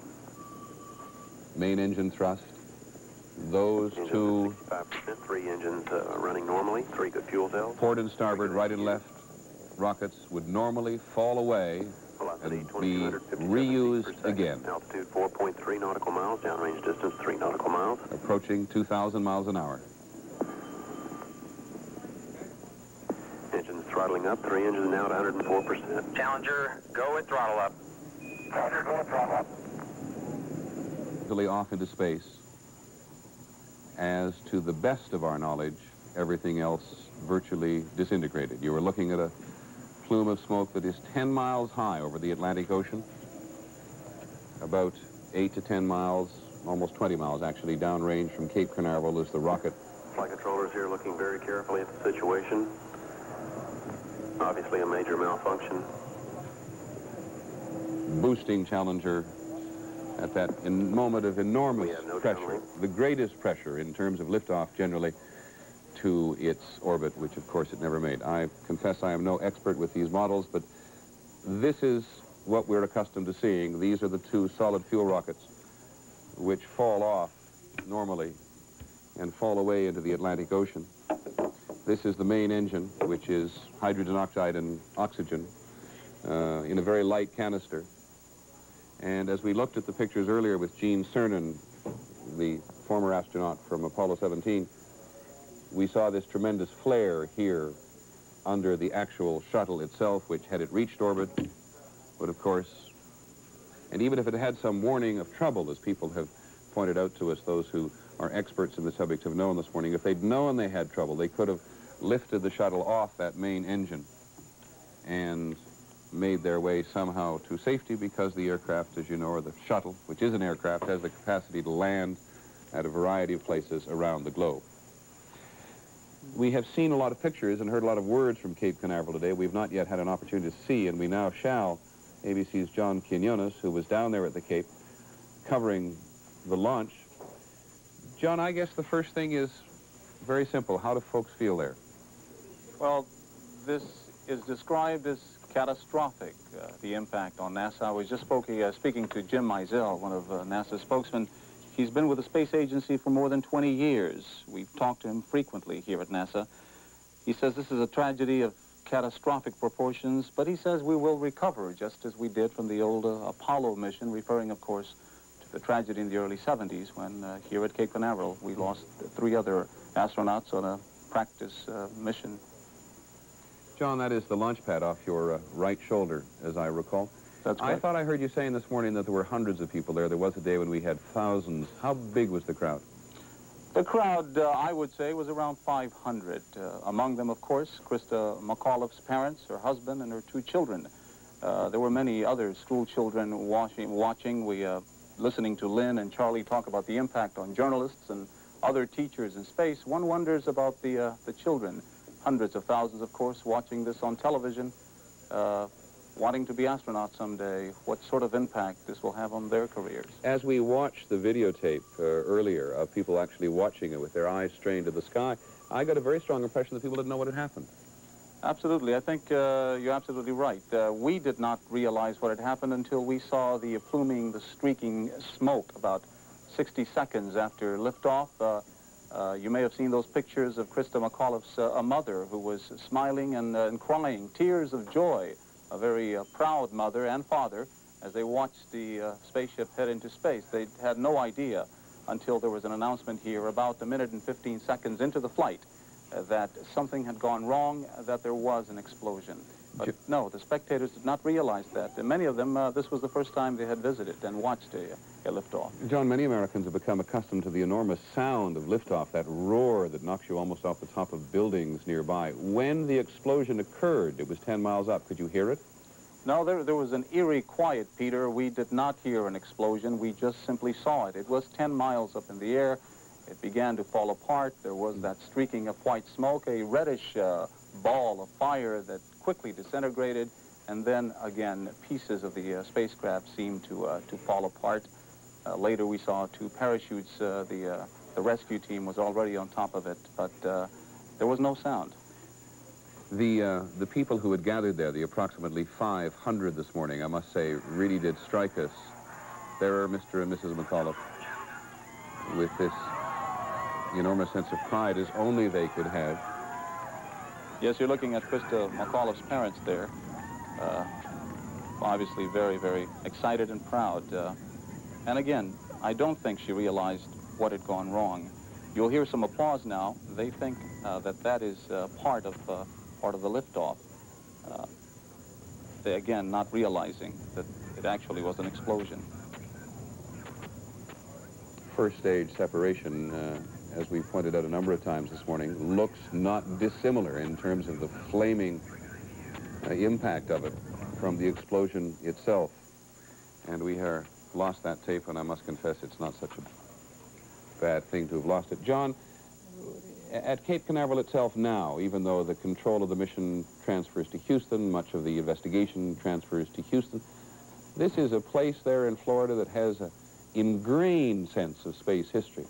What do people think about the future now, or is it too early to judge?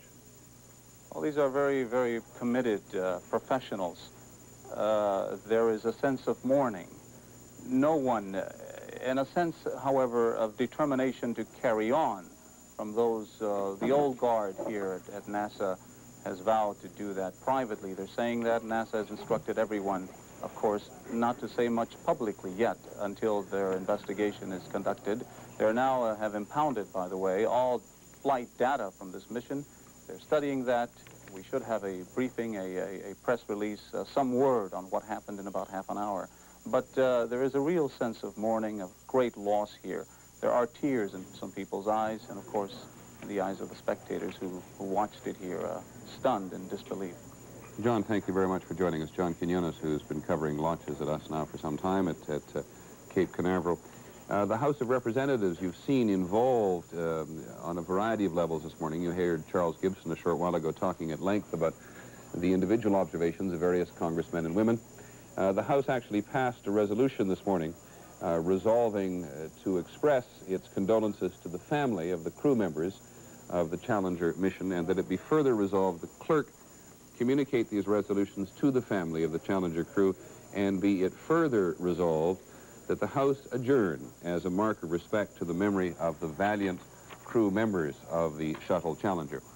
So the politics of this city and this nation have been very much affected today, because not only does the House adjourn as a mark of respect, but as we learned first from the House Speaker's office and then subsequently from the White House, the President has canceled, to be more specific, postponed his State of the Union message for at least a week, though there is some indication from the White House, which we perhaps should check if somebody can, that the President may want to talk to the nation a little earlier or a little later this evening. That is possible, I am told in my ear. The President may want to talk to the nation this evening about this tragedy, but it will now be next week when the President goes to Capitol Hill to give his State of the Union message, a tradition as old as this nation, vastly older, of course, than the space program.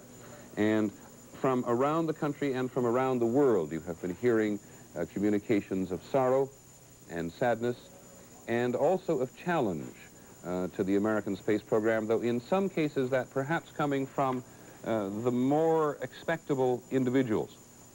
Congressman Bill Nelson from Florida, who flew on the last shuttle, Senator Jake Garn from Utah, who has also been a civilian member on board the shuttle, saying, as did the President for that matter, through his spokesman Larry Speaks, that the greatest honor that can be paid to the 7 Americans who lost their lives today would be to go forward with the space program. To just remind you again, not that we probably need to remind you of who they are. 41-year-old Greg Jarvis, a payload specialist who is survived by his wife, Marcia. He had working on information in space, which could have been crucial to new rockets. Francis Scobie, known as Dick to everybody, the commander of the flight. He was on his second shuttle flight. He was an Air Force jet fighter pilot. He'd flown combat missions in Vietnam. He is survived by his wife, June, and 2 children. Michael Smith, though this was his first shuttle mission, he was the co-pilot, and he was 40 years old. He is survived by his wife, Jane, and his 3 children. Also trained as a test pilot, also served in Vietnam. Ronald McNair, a mission specialist. He's been up before, and he had flown, among other things, on one of the missions that had selected him as a PhD astronaut from MIT to conduct experiments in space. He'd been doing research on lasers when he was chosen. Judy Resnick, the one of 2 women on board the flight this morning. We've said it before, she was a classical pianist who also had a doctorate in electrical engineering. An unusual contrast. She's the one. And Ellison Onizuka from Hawaii, who was survived by his wife Lorna and 2 children. He was a crew member, as I think we told you once before today, on that secret Defense Department shuttle mission last January. And it goes without saying that Christa McAuliffe, the most notable member of this flight, in terms of at least the way the nation had come to know her. We said earlier, we remind you again, that it was in 1984 during the campaign when President Reagan very much surprised everybody and said that he wanted a teacher in space. And she stands out really today only, I think, probably in terms of her publicity and in terms of her challenge above the other 6 members of her crew, or to be specific, Dick Scobie's crew, who died with her. Lynn Scher, having said that, she does stand out because we got to know her so much better than the other crew members. What did you find her like? Peter, I would like to say a word here about courage, and I think that that word applies to Christa McAuliffe as equally as it does to the rest of the crew, and indeed to all of the people who work with NASA, not only just the astronauts, but the people who put this machine together all the time. I have a copy of Christa McAuliffe's application.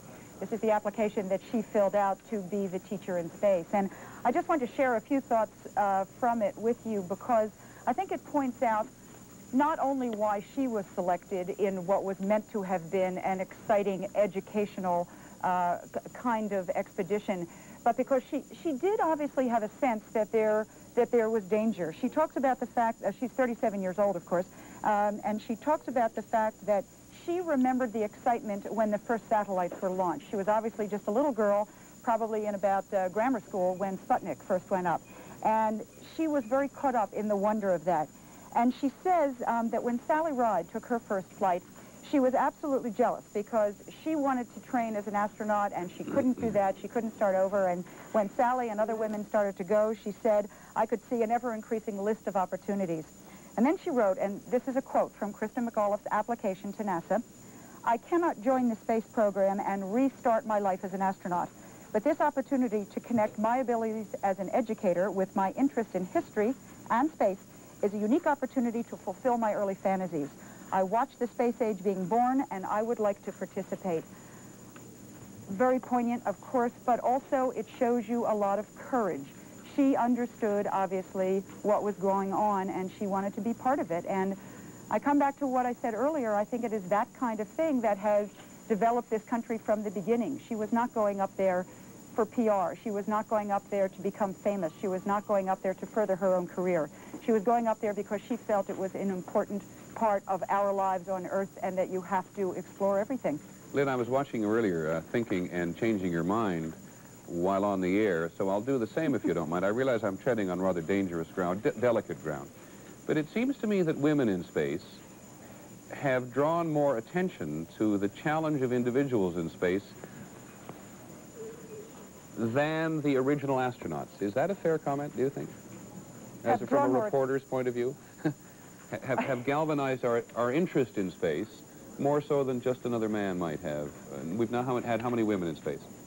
All 7, all 8, whatever it is, of the original women selected have flown, some of them twice. So, yes, I think it has galvanized our attention, but I also think the very fact that they are private citizens, regular people, not military test pilots, is what's made the difference. And there are men who have flown who have galvanized our attention quite the same way. I think that all those original arguments about why women could not fly have obviously been proven wrong. The women have done wonderfully in space, and it simply hasn't made a difference. Some of them have done better than the men. Some of them have not done as well as the men, but gender apparently has zero to do with it. So sure, it's focused our attention on it, but I think, thank goodness, that we are beyond the point where someone will say the danger is greater to a woman than it is to a man. The danger is no greater to either one. It's an equal danger that they are all sharing, and I think that our attention being focused on Krista McAuliffe is the same thing. She was kind of the star of the mission. The astronauts have admitted this will always be known as the teacher mission, and that was okay with them. It's not that we think Krista McAuliffe is any more special than any one of those other individuals. It's just that perhaps we got to know her a little bit better. Tell me about somebody else. Tell me more about Dick Scobie, the commander of the flight. You knew him as well. Dick Scobie, a very professional pilot. I actually met Dick for the first time when I was doing a story about Sally Ride's first flight. And Dick Scobie was, she was going out in a T-38, a practice flight, one of those jet trainers with him. And Dick was wonderful because we were obviously taking pictures of Sally, and that was Sally's month or week or year, depending on how you look at it. And I went up to him and I explained what we were trying to do, and he just very graciously said, take the pictures of her. I don't want publicity. This is not what I'm here for. And a pilot's pilot, the folks at NASA, the other astronauts, were extremely fond of him, a really wonderful person. Just some personal thoughts about some of the others. Judy Resnick, whom I know quite well. Judy worked with us at ABC during one of the missions. She was, as you have mentioned, an expert on the arm. And Judy was terrific. Again, Judy trained as an electrical engineer. All she wanted to do was go in space, fly on the shuttle, and do her thing in space. And we kind of dragged her in front of a camera and asked her to help us explain things, and she was just marvelous. I mean, she took the little model of the arm, the robot arm at which she was so expert, and she showed us exactly what it would be doing and how it was going to work, and I think helped millions of Americans understand it in a way that they might not have before. Ron McNair I knew pretty well. Ron was one of the first astronauts I ever interviewed about 6 years ago down there. And Ron was one of the examples of the new breed of astronaut that came in the class of, I believe it was 1978. They were no longer the jet pilots, the fighter pilots, the ones who were military all the way. Ron, of course, one of the first black people hired to fly as an astronaut by NASA. He was not the first of the black astronauts to go in space, but he was there, and he thought it was terribly important for blacks to be part of the space program. Also a jazz musician, as I recall. I think it was the saxophone that he used to play. A very, very special group of people. What about Mike Smith, the co-pilot? I didn't know Mike Smith, and I didn't know Ellison Onaduka, known as El. But he, of course, was Hawaiian, as you've pointed out, and on his last mission, which was a classified mission, he made sure that all the folks down in Mission Control had a bunch of macadamia nuts to chew on and some Hawaiian coffee. These people really take care of each other. That's a very silly little gesture that I recall, but it is true that the astronaut corps is a very close group. They don't all love each other. Some of them actually dislike each other, but it doesn't matter because they're all doing the same thing, and they are terribly dependent on one another because they all know that if somebody else does something, it could come back and affect them. Forgive me for interrupting. On Capitol Hill, the Speaker of the House, Tip O'Neill, Congressman from Massachusetts. Or in fiction, these wonderful people, Francis Scobie, Michael Smith, Judith Resnick, Ronald McNair, Ellison Onzikuka, Krista McAuliffe, Gregory Jarvis, died performing their duty. They died not as individuals of a crew, but working as a team, united in devotion and a commitment to the United States, their country. This afternoon, we are united in the same spirit as the crew. Oh, our deep feeling for them. We pray for these brave Americans, for their families, and for our countries. And so we're delighted that the resolution comes before us as the product of the majority leader of the House and the minority leader of the House. It allows us to express our sentiments in this day of sorrow. The gentleman from California.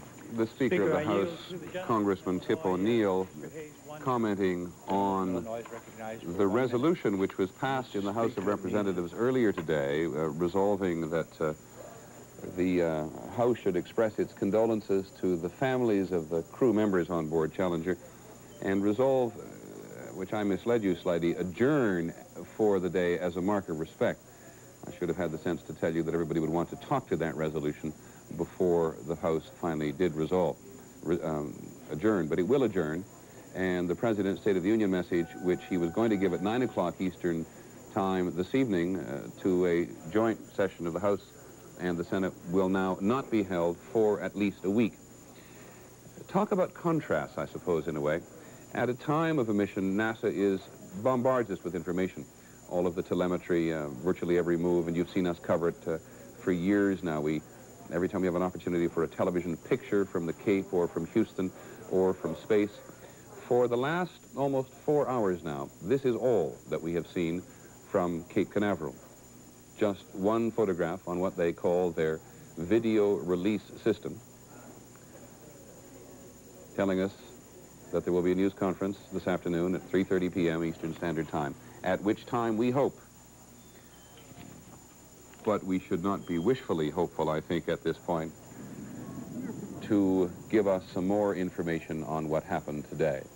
Vice President Bush, as you know, has been sent by President Reagan, I'm sure without any effort whatsoever, to go to Cape Canaveral, where he is going to talk to and console on behalf of the President and therefore on behalf of the official family of the first family of the nation, accompanied by John Glenn, who you just saw, and Senator Jake Garn from Utah, who just walked across in front of your picture. And though I don't recognize him by sight, that may be Congressman Bill Nelson from Florida as well. We're going to go with the Vice President to console the family members in Florida. Sam Donaldson is standing by at the White House. Sam, does the Vice President have any other particular brief with him? Well, the Vice President, of course, is going to head the first look from the White House's standpoint at what went wrong today. He's not leading an investigation, as we heard Larry Speake say, but he is going to take a look at the first amount of information that NASA has and report back to the President. Sam, the President has put off his State of the Union, as we've said a number of times now. Do you know when it's going to happen, A? And B, is he going to talk to the nation tonight? Well, it's going to happen a week from today. That's what Press Secretary Speake said. He is going to speak from the Oval Office for about 5 minutes, sometime a little later today, but it's not scheduled as a prime-time speech, Peter. As soon as NASA holds its news conference, about 3:30 Eastern Time, the White House is going to gear up, and perhaps in the next hour or two after that, the President will deliver a very short 5-minute speech.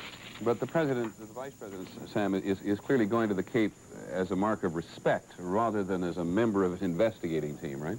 Well, that's his first thing. Maybe I misunderstood you when you said, does he have any other brief or a brief? I thought perhaps you meant, does he have any other duties when he went down there? No, and if you misunderstood me, it's probably at this point, Sam, because I misspoke. Any changes at the White House now in the last few hours? No, I think now everything is in a routine after they've made this decision to cancel the State of the Union. As you know, first, Peter, the President was inclined to go ahead. In fact, in talking to reporters, I said to him, but it will cast a pall over your speech tonight, which is going to be an upbeat speech if you deliver it. He said, yes, that's true, but you can't stop governing the nation. But after he went back to the Oval Office, I'm told that almost everyone, including the President, thought about it a little bit and unanimously decided they couldn't go ahead with this speech, that to do so would be misunderstood completely and would be totally out of place. Sam, does the President have any passionate personal interest in space, such as, for example, John Kennedy had? No, there's no evidence that Mr. Reagan has any interest such as that in space. He's followed it as most laymen have, and of course as president he's had to pass on appropriations and things like that, but he doesn't refer to it often. He has not pushed it in speeches throughout the years. It is clearly not one of his top priorities. I heard one reporter at a White House briefing we heard earlier with our speaks asking whether or not this was going to have any effect on the Strategic Defense Initiative or Star Wars program.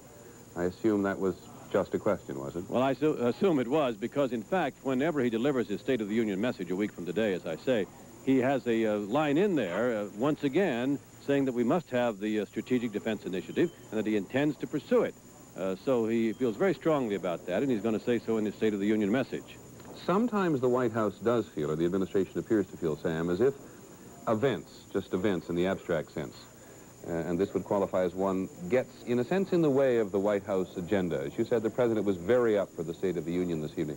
Any sense of that at all?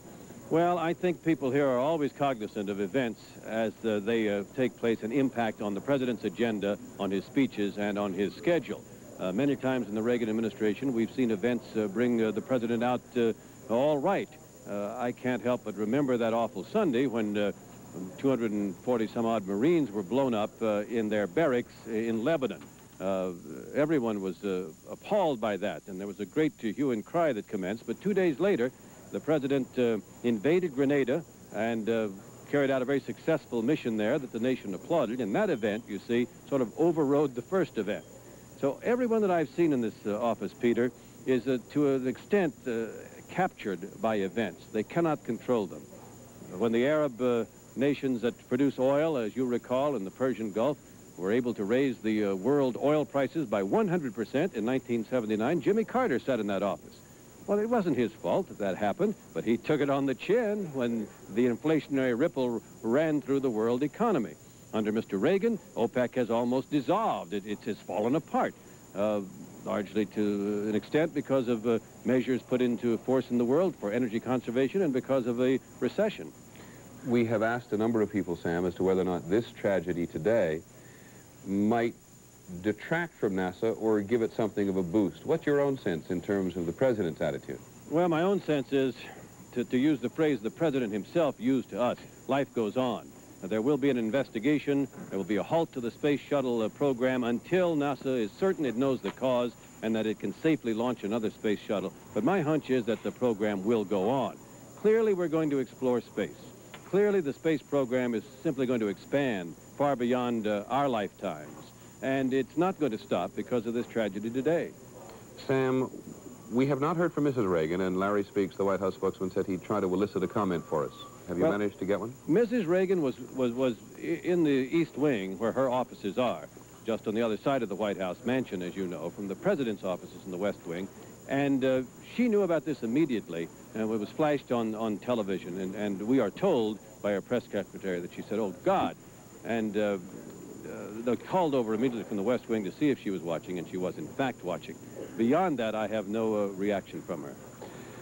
Sam, thank you very much for joining us. I confess we're not going to let you get too far away today, but we are going to tell you that the news conference, which NASA had told us it was going to have at 3:30, is now going to be delayed until 4 o'clock, and that is the Vice President's plane leaving Andrews Air Force Base to go to Florida. The Vice President, the man in the political hierarchy in this country who is always sent on such missions. Never have asked him individually how he feels to spend as much time as he does in various parts of the world expressing the condolences and carrying with him the official public sadness of the American people as well as the administration, but he does a great deal of it. And though this is clearly not an occasion for it, when he was shuttling back and forth to the Soviet Union with the death of successive Soviet leaders, it even became a subject of some jokes. But he does not go on a mission today, clearly, that is any joking matter. Just to remind you that NASA, on whose first word, almost, we all hang, is now not going to give its news conference until 4 o'clock Eastern Time, which is about 32 minutes from now. I cannot tell you with any certainty that tells us anything. But everything we have come to understand today, from the White House, from John Quinones at the Cape, from Lim Sher, who's been working in the phones from the Jet Propulsion Laboratory out in California, from Gene Cernan, the astronaut who's been talking to us, is that the only information they will have at this moment, certainly by the time they hold this news conference this afternoon, is that which is based on the telemetry, the data, which is communicated back to Houston Mission Control as we saw it. I think it was Gene Cernan who said, when I asked Lim Sher about black boxes similar to those on commercial aircraft, that we all saw the black box. We all heard the information as it was relayed back in the public arena by voice communication and by the various other means that they monitor on board the spacecraft itself. That's the only way at this point they will know or not know what has been going on high over the Atlantic. Out in the search area itself, the Pentagon has sent out a number of recovery ships to look in what I guess everyone now believes is the vain hope that there will have been a survivor. Remember, they were 10 miles up, and if you've been with us for much of the day, you will have heard us said before that there was no escape capsule on board the shuttle. There was an earlier one on the Columbia very early on, but none of the other 3 space shuttles, there are 4, which were being used in rotation for the 15 missions planned this year, none of the others have an escaped craft or escaped capsule on them. And again, I defer to Gene Cernan, the Apollo astronaut who's been so helpful to us today, to say that looking as he has done time and time again at the explosion which occurred about 2 minutes and 10 seconds after liftoff, that even if there had been an escape capsule, it would not have been much help.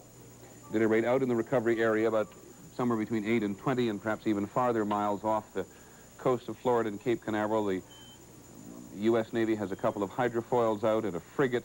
The Coast Guard has sent out a couple of cutters, and there are helicopters in the area as well as a C-130, all doing a sea and aerial search at the moment, obviously as their prime goal for some sense of the crew, but certainly for the debris as a result of this overwhelming explosion, which occurred at almost 2,000 miles an hour, so that they can begin to painstakingly put the pieces together as Vice President Bush leaves Andrews Air Force Base outside Washington to go off to Cape Canaveral with very much the same questions in mind as everyone else in the nation must have at the moment. What happened after those, what surely will become well-remembered words? Roger, go, throttle up. The last words we heard from the mission control communicator, the commander on the ground, saying that they could go to full power to give it that last boost, the Space Shuttle Challenger, toward its orbit. Roger, roll, Challenger. Good roll program confirmed. Challenger now heading downrange.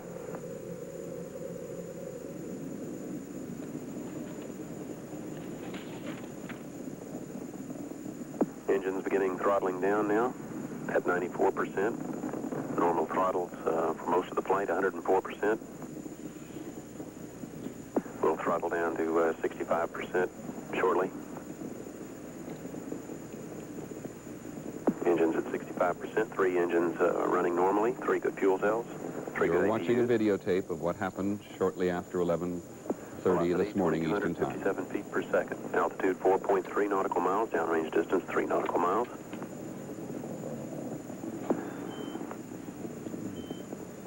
Engines throttling up, 3 engines now at 104%. Challenger, go with throttle up. Challenger, go with throttle up.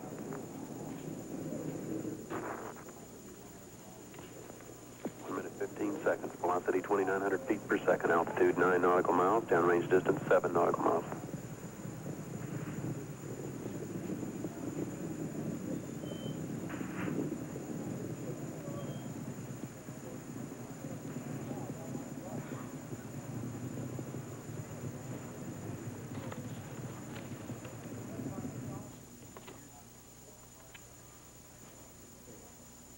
This is what television viewers have come to recognize now as super slow-mo or super slow motion.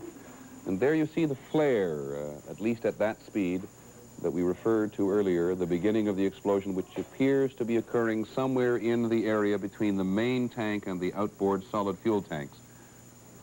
And as Gene Cernan, former astronaut Gene Cernan has said to us, occurred within, he thought, microseconds, engulfing the actual space shuttle itself.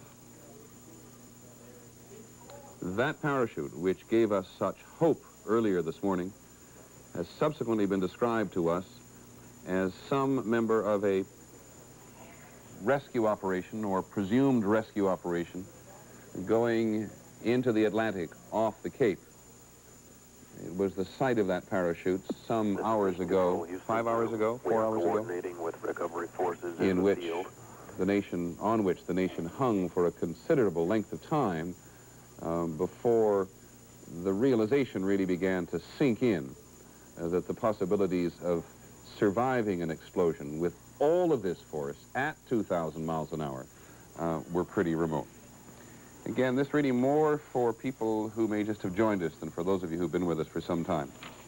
This is what it looked like. These are the two solid fuel rockets which we've now become accustomed to falling off and subsequently recovered in the Atlantic. And this is this enormous main fuel tank from which, and forgive me if you've heard me say it before, from which, had there been any warning, the shuttle could have disengaged itself and perhaps got free. And there is no remote indication today from any quarter of the land, official or unofficial, that that has actually happened today. We do learn at the moment that while the space agency, NASA, was ready to hold its news conference 5 minutes ago, there appears to be some hang-up with the White House. So if somebody's listening, and perhaps they could give us some indication there what the hang-up is. Before this launch went off, I guess it wasn't paid any closer attention to than by the folks in New Hampshire. That was where Krista McAuliffe was the so popular, so practical teacher. And today at the high school, where she had so many fans and so many friends, there was an absolutely celebratory atmosphere before the launch occurred this morning. You will recall that they'd all hoped it was going to go off yesterday, and had been quite disappointed and in some instances quite indignant that it hadn't gone off, but there was a problem with a hatch door yesterday. And then this morning the weather was good, even though there'd been some icing overnight, and the weather had been good both at the pad and 20,000 feet where they'd had some very severe wind yesterday, and they settled in this morning to watch their teacher go into space.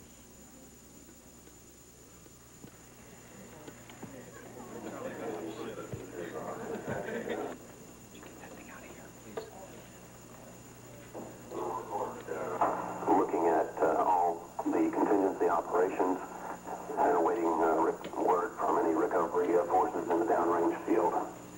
And the transformation in Concord from joy and pride to shock and to sadness, reflected all over the nation today.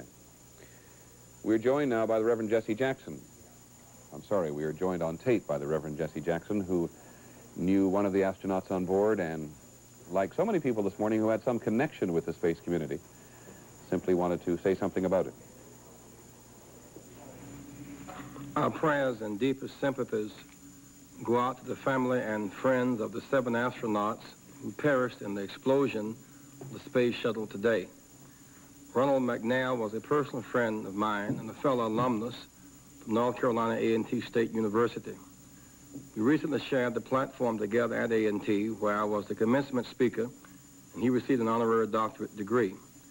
Thus, in addition to the tragic loss of the other 6, Ron McNair's loss is very personal. As a board member of A&T, the whole educational community in Greensboro, North Carolina, is grief-stricken and in mourning. And this crisis is another sign from heaven to remind us that ultimately our faith in God, not our faith in technology, is the only thing that we can count on to sustain us. While we may not understand the meaning of this crisis, we are sustained by our faith that God never makes a mistake. From the depths of our pain, agony, and sorrow, we are taught that suffering may endure for a night, but if we hold on, joy will come in the morning. Let each of us bow our heads and join our hands in the moment of prayer. Shall we stand? The Reverend Jesse Jackson talking about Ron McNair, who was one of the 7 members on board this morning, bringing to a total of 10 Americans who have died in the space program. Tragedy today, but in terms of the overall space program, with the deaths of 7 today, we come to a total of 10. It has been 19 years and 1 day since the 3 astronauts, Ed White, Roger Chaffee, and Gus Grissom, I apologize, died while they were still strapped in their capsule on the pad at Cape Canaveral. And it was Gus Grissom who said at the time, I guess something very much along the lines you've been hearing today, which was you have faith in the program, you have faith in the machinery that is designed to take you in the space, you strap yourself in, and you still fly. And parallel to the sadness today that has been felt by people all across the country at this loss of 7 Americans who have challenged the reaches far beyond the imagination even of many of us, comes this public support, at least, particularly from people who have a deep involvement with the space program, of America's mission, capital M, in space. And it's ironic in some respects, and certainly a contrast, that it comes at a time when America is similarly celebrating the overwhelming success, far beyond the imagination of its early planners, of Voyager 2, the little spacecraft that could, as some people have called it this week, which has been plotting its way or plodding its way through the heavens now for 8.5 years, and in the last week and a half has given us some quite extraordinary pictures of Uranus, the farthest and the closest man has been. That, of course, an unmanned spacecraft, which will now go on, in fact, is in the process now of going on past Uranus and ultimately will go out into the heavens, which I'm sure is a phrase scientists don't like, with that gold phonograph record on it carrying messages including whale language, lest there be other inhabitants out there somewhere. So while we all share in this tragedy today of the loss of individuals and the setback to the space program, it is worthwhile, I hope you think, in remembering that America's success in space at the moment is also being proven by the overwhelming success, as I said, of Voyager 2. Lynn Scher, who has been out, in fact, in California at the Jet Propulsion Laboratory to monitor Voyager 2 for us, has been her challenge this week, has also, while we've been on the air, working the telephones to the various mission controls. Lynn, simple question again, anything? Well, I've been talking to a number of people, Peter, and first of all, nobody knows anything yet. I just spoke to another one of the former astronauts from the shuttle program who, without knowing anything, thinks that it might have been a rupture of some kind that caused the tank to ignite. In other words, maybe one of the fuel lines leading into the engines of the tank, engines of the shuttle, excuse me. It seems clear that both solid rocket boosters were thrown free or were pushed aside and went to their own destination, still, as you can see or as you will see in just a few seconds, almost intact, or intact. They have to be intact. Almost intact wouldn't mean anything. Just take a look at that. What we're looking at is obviously a still frame, and that's the flame starting. And if there were a rupture on the tank, you're looking at the shuttle on the right. Let me do it with the model, if I may. Here's the that's the view that you were looking at. I think was actually probably that way. Is that right? And if the shuttle is on its back, and the tank is here, and the boosters are on the side, as you've showed us so many times, the boosters seem to have gotten away. Let's take a look at that tape, and we'll look at it again. The boosters seem to get away okay, which may mean that the rupture was in a fuel line in the tank. Now, look at that flame right there. If we could stop that tape, if that's possible. The flame is at the base, the bottom of the external tank. That's where the fuel would go into the shuttle's main engines. And that appears to be the first flame. Is it, in fact, the first flame? Obviously, I don't know. Okay, let's roll a little bit more, and what you'll see will happen as it keeps going. The flame then, obviously, that very thin-skinned external tank with all that liquid hydrogen and oxygen is so volatile, so flammable, is just going to go. Keep going. And as the flame appears to be spreading, now the whole tank will go, but the boosters get thrown free. And then, as Peter, you've pointed out a number of times, they just go sent off in the wrong direction, but they are not exploding in any way. What we're talking about, obviously, that orange blob in the middle, the long sort of pencil-looking, I'm sorry, the long fat pencil, the crayon, is the external tank. And if that ruptures, then the boosters, those two white crayons on the side, would simply be sent on their way the wrong way, and they would go until they fizzle out, and then they go down into the ocean, and they're supposed to be recovered for another mission. Well, Lynn, here's a note for you. We've had a report from Cape Canaveral that they found bits of the booster rockets Now, is that normal? I thought they could be recovered intact. You're quite right. It is not normal. They should be recovered intact because they do get reused. But there you see on the right what appears to be a perfectly normal rocket burn. Again, going the wrong direction. It's supposed to be attached to the shuttle and heading up or heading out. Instead, it appears to be heading down. But there does not appear to be any kind of I repeat, appear to be anything unusual about that.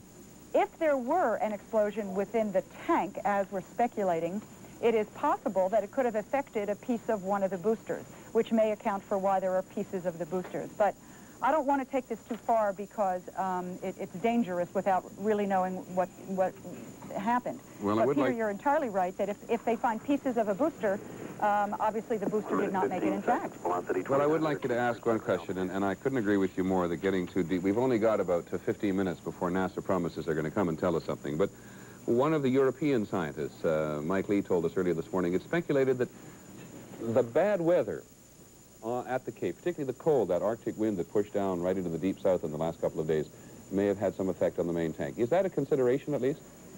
Sure, has to be. Everything has to be a consideration because this has never happened before. So everything has to be taken into account. Well, how about normal circumstances? I saw the same pictures as you did this morning with the icicles surrounding the shuttle. The shuttle is not used to that, and in the past they've had a problem. They're worried that the ice is going to knock against the tiles during liftoff and maybe hurt some of the tiles. It was my understanding that they had teams in there knocking those icicles off so that they would be away from the fuel line so that there could not be a problem. I don't know. Yes, of course you have to take everything into consideration. I must tell you one other thing, which is a report only from Cape Canaveral, and it's really talking about the people on the search teams now, who've been out for a couple of hours to say that while they found bits of the booster rockets, they have found no signs of life. Lynn, thank you very much for joining us. To remind you that this was the 10th flight for Challenger and the 25th of the entire shuttle program. And in this city, and it may be a reflection of what you're asking yourselves all over the country today, it has certainly been raised by those people we heard from in Western Europe, but that's in part because they have an unmanned space program, the efficacy of sending civilians or man into space generally. It has always been, in contrast to the Soviet space program for a long period of time, much more ambitious manned program. You will recall back in the 1950s when Sputnik, that thing the size of a grapefruit, orbited around and sent this nation into something of a deep shock, particularly the administration. It was determined to get ahead of the Soviets in the space program. And it was really that which led in large measure to the emergence of the Mercury astronauts, people like John Glenn and Alan Shepard, who we saw this morning, who 25 years later became American heroes a second time round when they became the subject of a very highly popular, I wouldn't say altogether highly popular, but certainly highly publicized movie called The Right Stuff. And on Capitol Hill today, as you heard Charlie Gibson say, and you've seen Jake Garr, the senator who's flown, and Senator John Glenn, very much in contrast to those critics of the space administration who want things to slow down in a drastic way. Lynn, if you had to make a guess at this point, and I realize it only is a guess, would you think, based on your association with politics and space, that the space program would have a serious slowdown? A serious slowdown, Peter? Yeah. Is that what you said? Yes. Absolutely. I don't think there's any question. I mean, after the fire, it was, what, 18 months before things got back on track. I think this is going to be a very serious slowdown. But I think it is also true that they will do their investigation, that they will find out what they think happened, and that they will surmount it. I cannot imagine in any way, shape, or form that this is the end of the American manned space program. They've got a lot of work to do, but having done it, they will then be better for it, sadder for it, wiser for it. But sure, it's going to go on. But yes, indeed, it will be a terrible setback. What does it do to the American... Plan for Sorry. I'm sorry. No, you please go ahead. I was just going to say, the missions planned for this year alone, NASA's been building up to this. These were very, very important in terms of space science and in terms of American technology and in terms of what the space program wanted to be. Part of this year's program was to prove that they could just go ahead and do it. And, of course, that's all stopped now.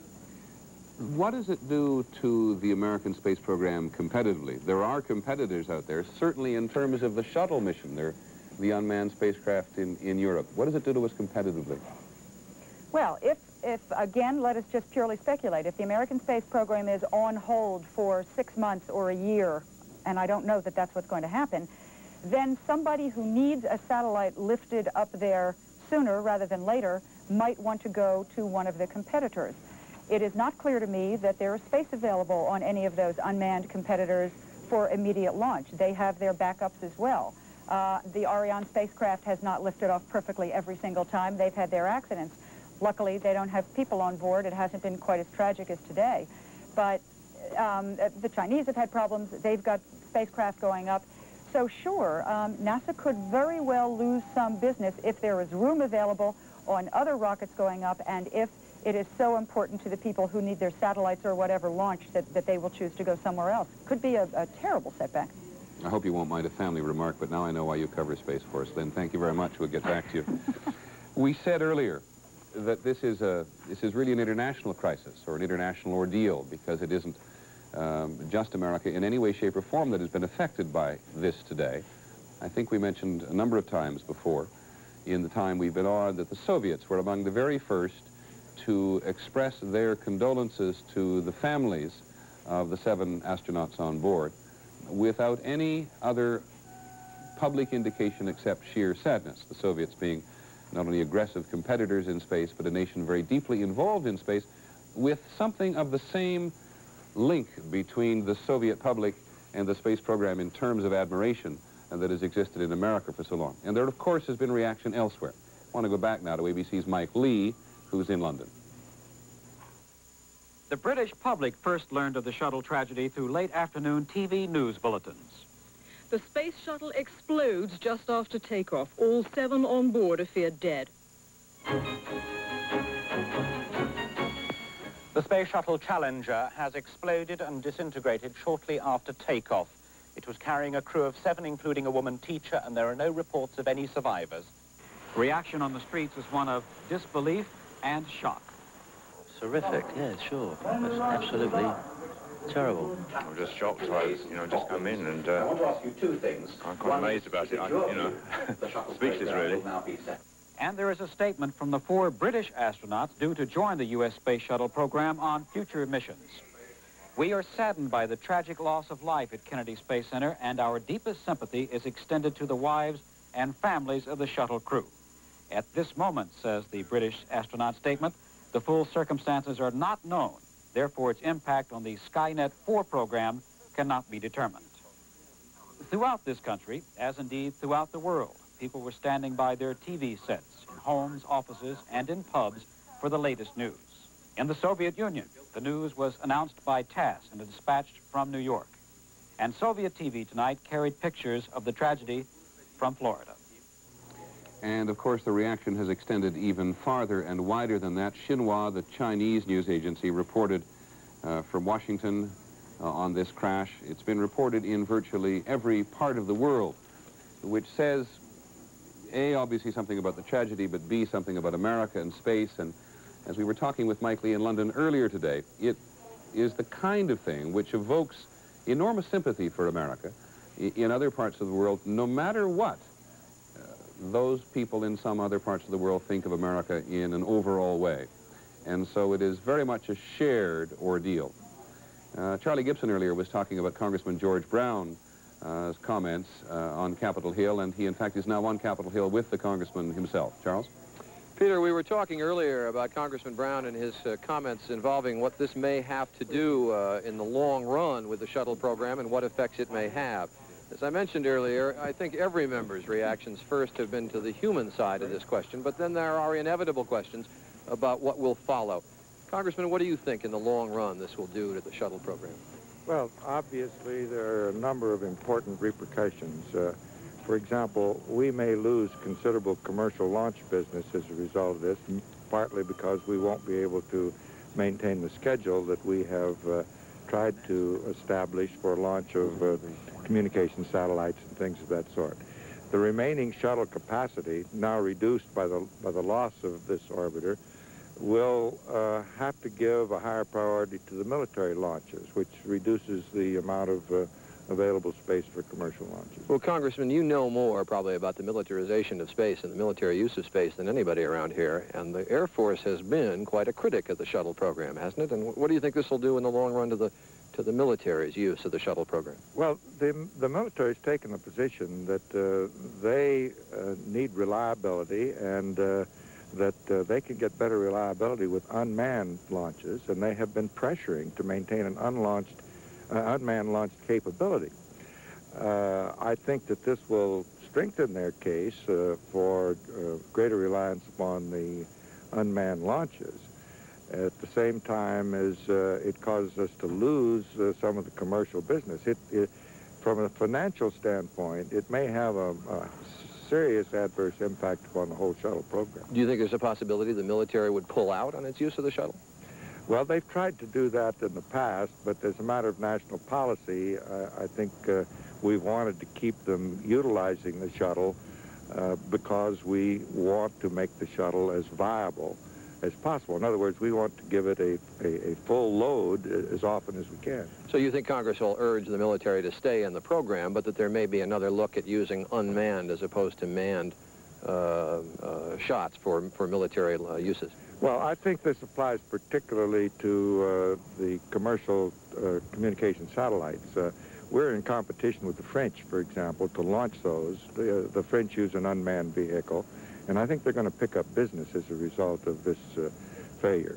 There is some potential positive impact in the fact that this may cause us to move ahead to a next generation shuttle a little more rapidly than we have before. In other words, instead of building a fifth orbiter, which we've been considering, we might step up our efforts to develop a direct Earth-to-space plane, which is under serious consideration at the present time.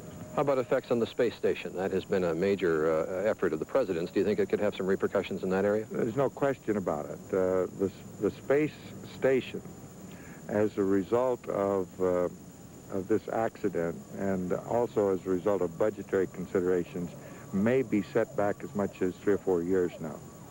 In the long run, what effect do you think this has? From WTVN-TV, this is an Action 6 News Brief. Ladies and gentlemen, we interrupt this national report, but we'll return in just a moment. However, we do wish to remind you this national tragedy is having a definite impact on us here in Central Ohio. We're going to have reaction from one of the Ohio teachers who was in the space program and who could very well have been aboard that ill-fated flight. We'll also be talking with a local expert on the shuttle and discuss what might have gone wrong this morning.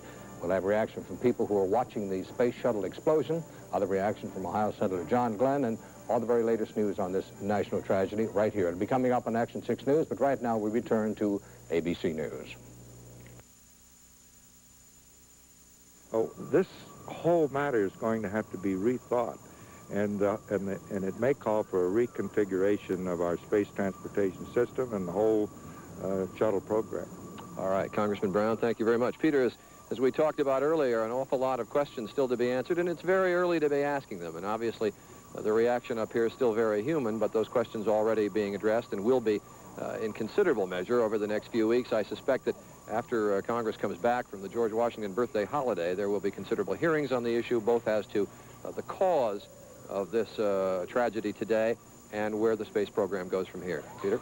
Well, Charlie, in listening to you, I understand wholeheartedly what you say about the people's feelings up there, but the political reality of $1 billion to replace a shuttle, et cetera, and military use of manned or unmanned rockets is clearly part of the political reality. But this is a day for us and for everybody across the nation to think primarily of 7 Americans searching for the heavens who lost their lives.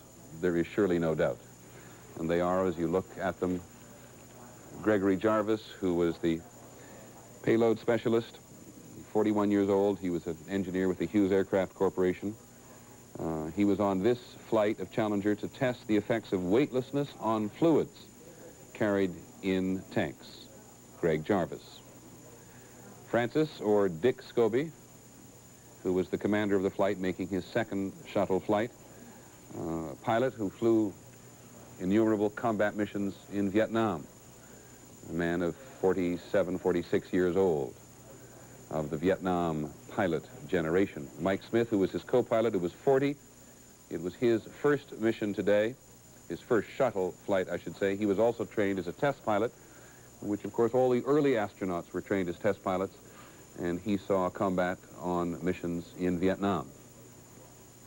Ronald McNair, of whom you heard the Reverend Jesse Jackson speak, and also Lynn Scher, a very popular member of the crew. He was a mission specialist.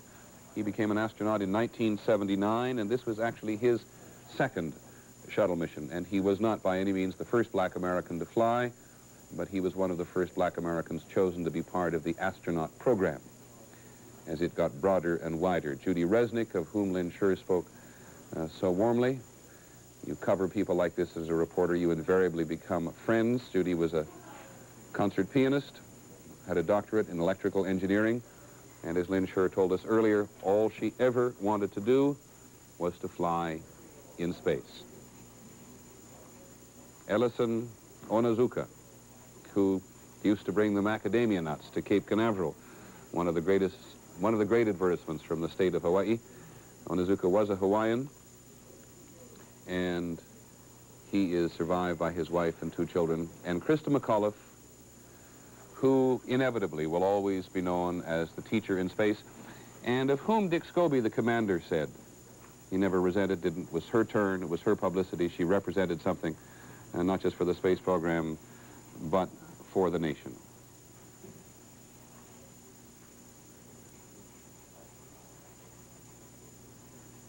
And these are her parents, who had gone to Cape Canaveral this morning with such a sense of pride, and who learned, as we all learned, of the tragedy which occurred on the 10th flight of the Challenger. Now, the President has decided that he would like to speak to the nation about 5 o'clock this afternoon Eastern Time from the Oval Office. At least that is the word we have. It is now a little after 4 o'clock Eastern Time, and that is the time that NASA at the Kennedy Space Center has told us they will come and speak to us, at least attempt to brief us, in the person of Jesse Moore, who is the associate administrator for the space program, to give us some inclination of what they know, if they know anything, about what went on today when the Challenger suddenly exploded and blew up 10 miles above Cape Canaveral. We don't know how much they know, and the White House at this point, at least as it has communicated to us, doesn't appear to know what actually went on, and we have said to you a number of times today just how much information they will have had. We have heard as much as Mission Control heard. They will have seen many other things through their telemetry, but this is a much awaited news conference today, and then the President, who has canceled his State of the Union message, which he was going to deliver to a joint session of the House and the Senate tonight, delayed it for a week. The President is going to have something to say to the nation about 5 o'clock this afternoon. We are certainly going to stay on the air through this very important NASA news conference. It is a little more than 4 hours and 15 minutes now since this accident occurred, and I don't think there is one of us, if you've been with us all this time, there's certainly no one here who hasn't waited for this one word from NASA, because they are the people who will know if they know anything. And that's the only thing we are getting from NASA at this point. And they do say, at least the Air Force to be more specific, which has been part of the search and one would always still hope rescue mission out in the area where the rocket fell down, that debris being spotted is from the solid rocket booster that is being collected. The water out there is between 100 and 200 feet deep. Now, an intact shuttle, this reusable spacecraft, is designed to float, and it will float, but there's no indication in any way, shape, or form that this shuttle is intact. We perhaps, again, if you've just sort of joined us or been with us for a while, we've been on the air for a little more than 4 hours now, how people around the country have reacted. And one of the first and one of the most eloquent, because he was there, was Senator Jake Garn from Utah, who is one of the political overseers of the NASA program, but who flew on the shuttle. And here is how he reacted earlier today. It's very difficult for me to talk about it because these were my friends. Mike Smith, the pilot, was my mother hen the first month that I trained. They assigned him to me, go to my classes and help brief me. And I don't know of any time that I have been more shocked or more moved than when my first wife was killed in an automobile accident. And so it's been very, very difficult for me this morning. This has been a terrible setback in a program that the United States has put so much into.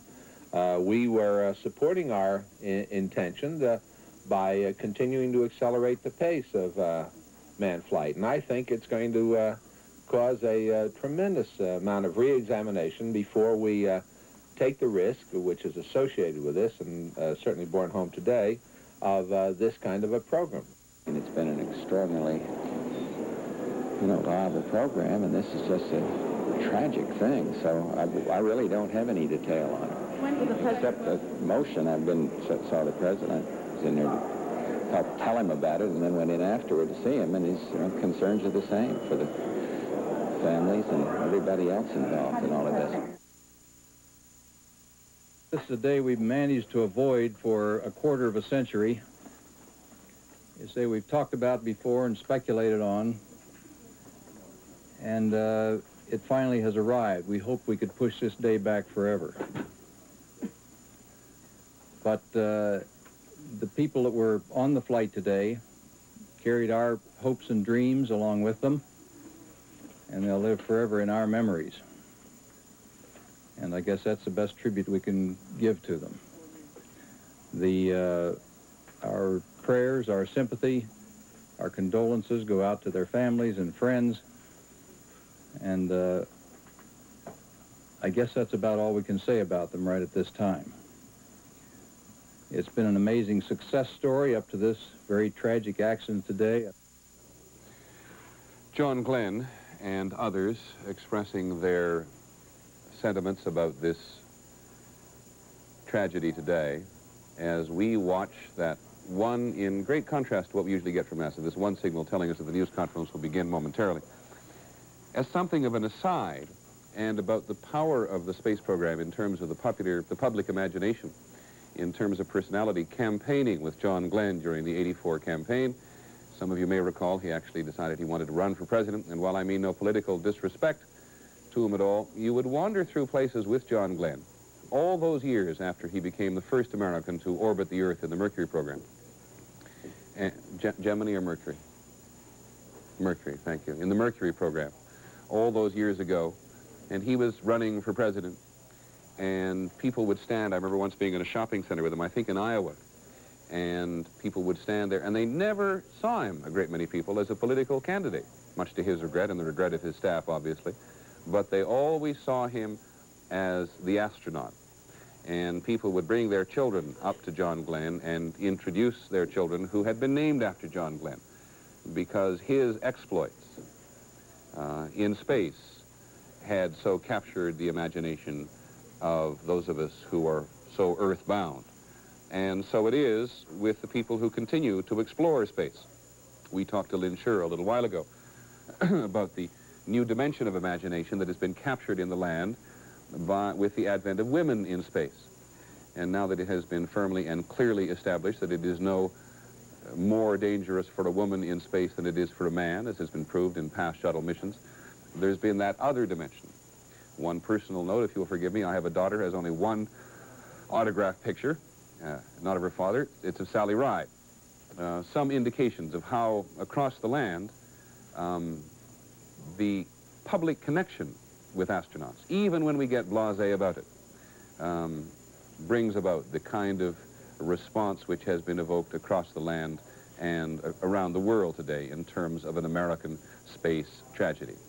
And it reminds us, too, of the only other space tragedy in terms of loss of life, which was back in 1967, when 3 astronauts lost their lives on the pad before they had a chance to lift off from Cape Canaveral.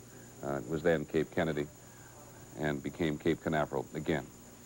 We wait now for NASA and the deputy administrator, the associate administrator at NASA, Jesse Moore, to tell us what, if anything, they know. Perhaps we could review it for you just one more time before that news conference begins. The Challenger, like Columbia, which had flown just before it, had a lot of sort of temporary setbacks. Columbia, if I recall correctly, had been delayed 6 times before its last mission. One thing small, nothing always of an enormous nature, There's been a lot of discussion today about whether NASA was pushing too hard because of the commercial benefits to the space shuttle program. Most people we've talked to today who know something about NASA and have had a closer connection with it at least have tended to say they've been ultra-conservative.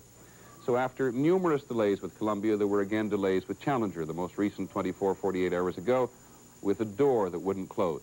And then there was problem with weather at 20,000 feet and weather over the Cape. And then this morning with that clear blue sky of the Atlantic, with which Floridians at least are so familiar, the 7-man crew went to Challenger, got on board, strapped themselves in, and off they went. Here's what happened. And liftoff of the 25th Space Shuttle mission, and it has cleared the tower. Now control. Roger, roll, Challenger. Good roll program confirmed. Challenger now heading down range.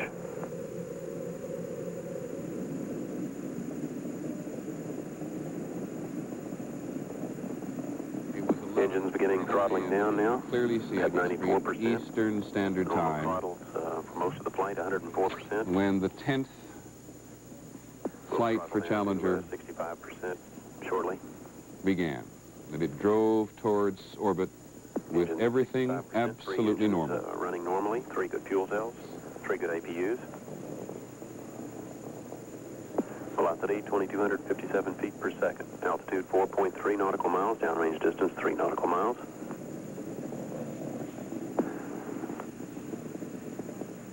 Engines throttling up. 3 engines now at 104%. Challenger, go at throttle up. Challenger, go at throttle up.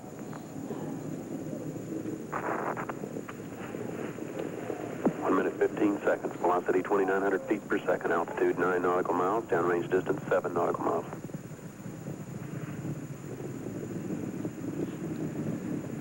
Well, there are no more words required to describe to you what happened today. There cannot be anyone in the country today who does not have some sense, who does perhaps not rush to their television set to witness either for the first time or on the many times since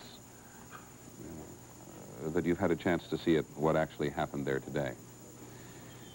We do have one little piece that we've talked a little bit earlier today about speculation. Dr. Max Faget, who is the head of the team that designed the shuttle and who does not work for NASA now, said he does not believe that anything about the cause of the explosion can be discerned on these tapes that we have been seeing on the air.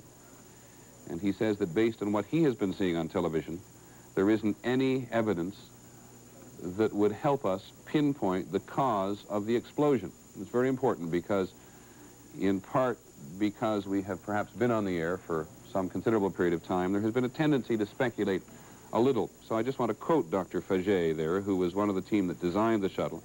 He does not believe that anything about the cause of the explosion can be discerned from any of the tapes that have been playing on the air.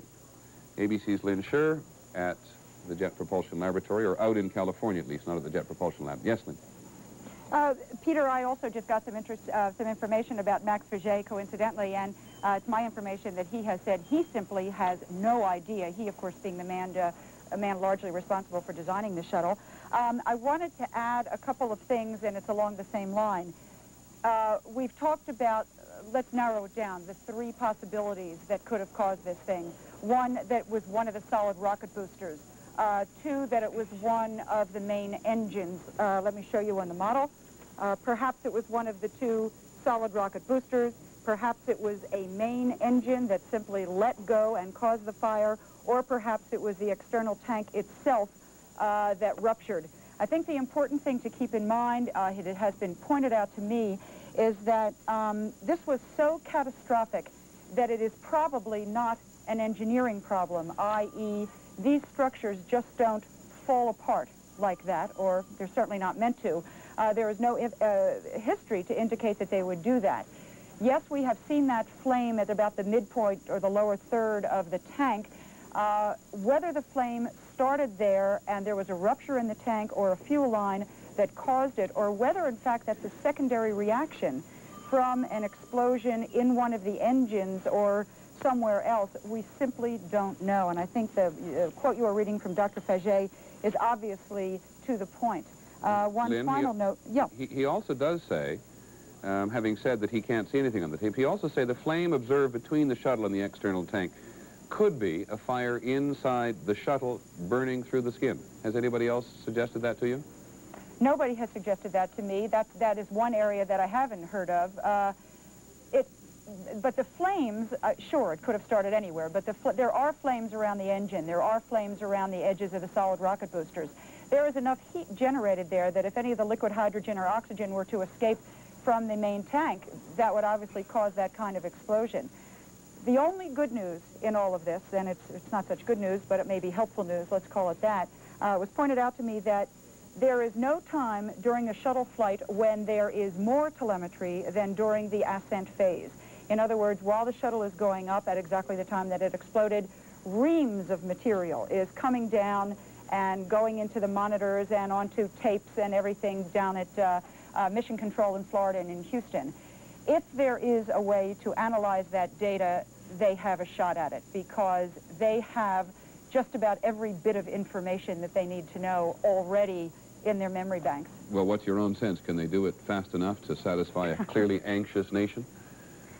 I don't think so, no. I think that it's going to be, a long time. I just spoke to another former shuttle astronaut who pointed out that this is such a stunning blow to the space program. Who knows when they will be able to figure it out.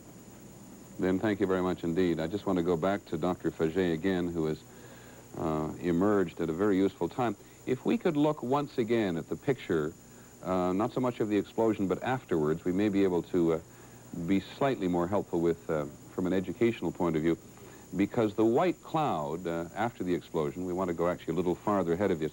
The point that Dr. Faget is making is that liquid hydrogen explodes so quickly in contact with the air that in his view it's unlikely to be a leak in the external tank, and those are the external tanks that we saw subsequently going off into space. And it has such a... We are still waiting for NASA, which told us the news conference was going to occur at 4:15 Eastern Time. It is now 4:17. We've been talking about loss, and clearly the most important and pertinent and immediate loss today is of the 7 people on board. NASA not only loses a shuttle, which you heard Congressman George Brown describe at worth something slightly in excess of $1 billion, but also lost is a $100 million satellite that was to become an important part of NASA's shuttle communications network.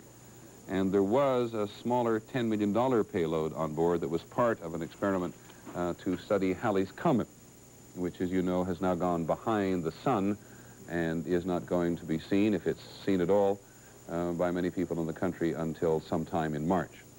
To connect us with the rest of the world again, here is ABC's Mike Lee in London. Mike?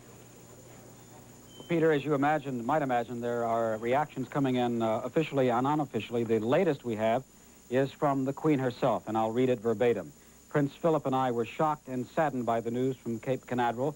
The wonderful story of the space shuttle and its many spectacular successes have left us full of admiration. It is tragic that this success has taken its price in brave young lives. Our sympathy goes especially to their families, but also to you and to all Americans. Elizabeth R., which of course is Queen Elizabeth II. Further reaction from the Republic of Ireland, where the Prime Minister Garret Fitzgerald has expressed his sympathy and shock, and has added that we are all deeply appalled by the accident, but equally we are convinced it will not discourage America with pushing forward with the space program.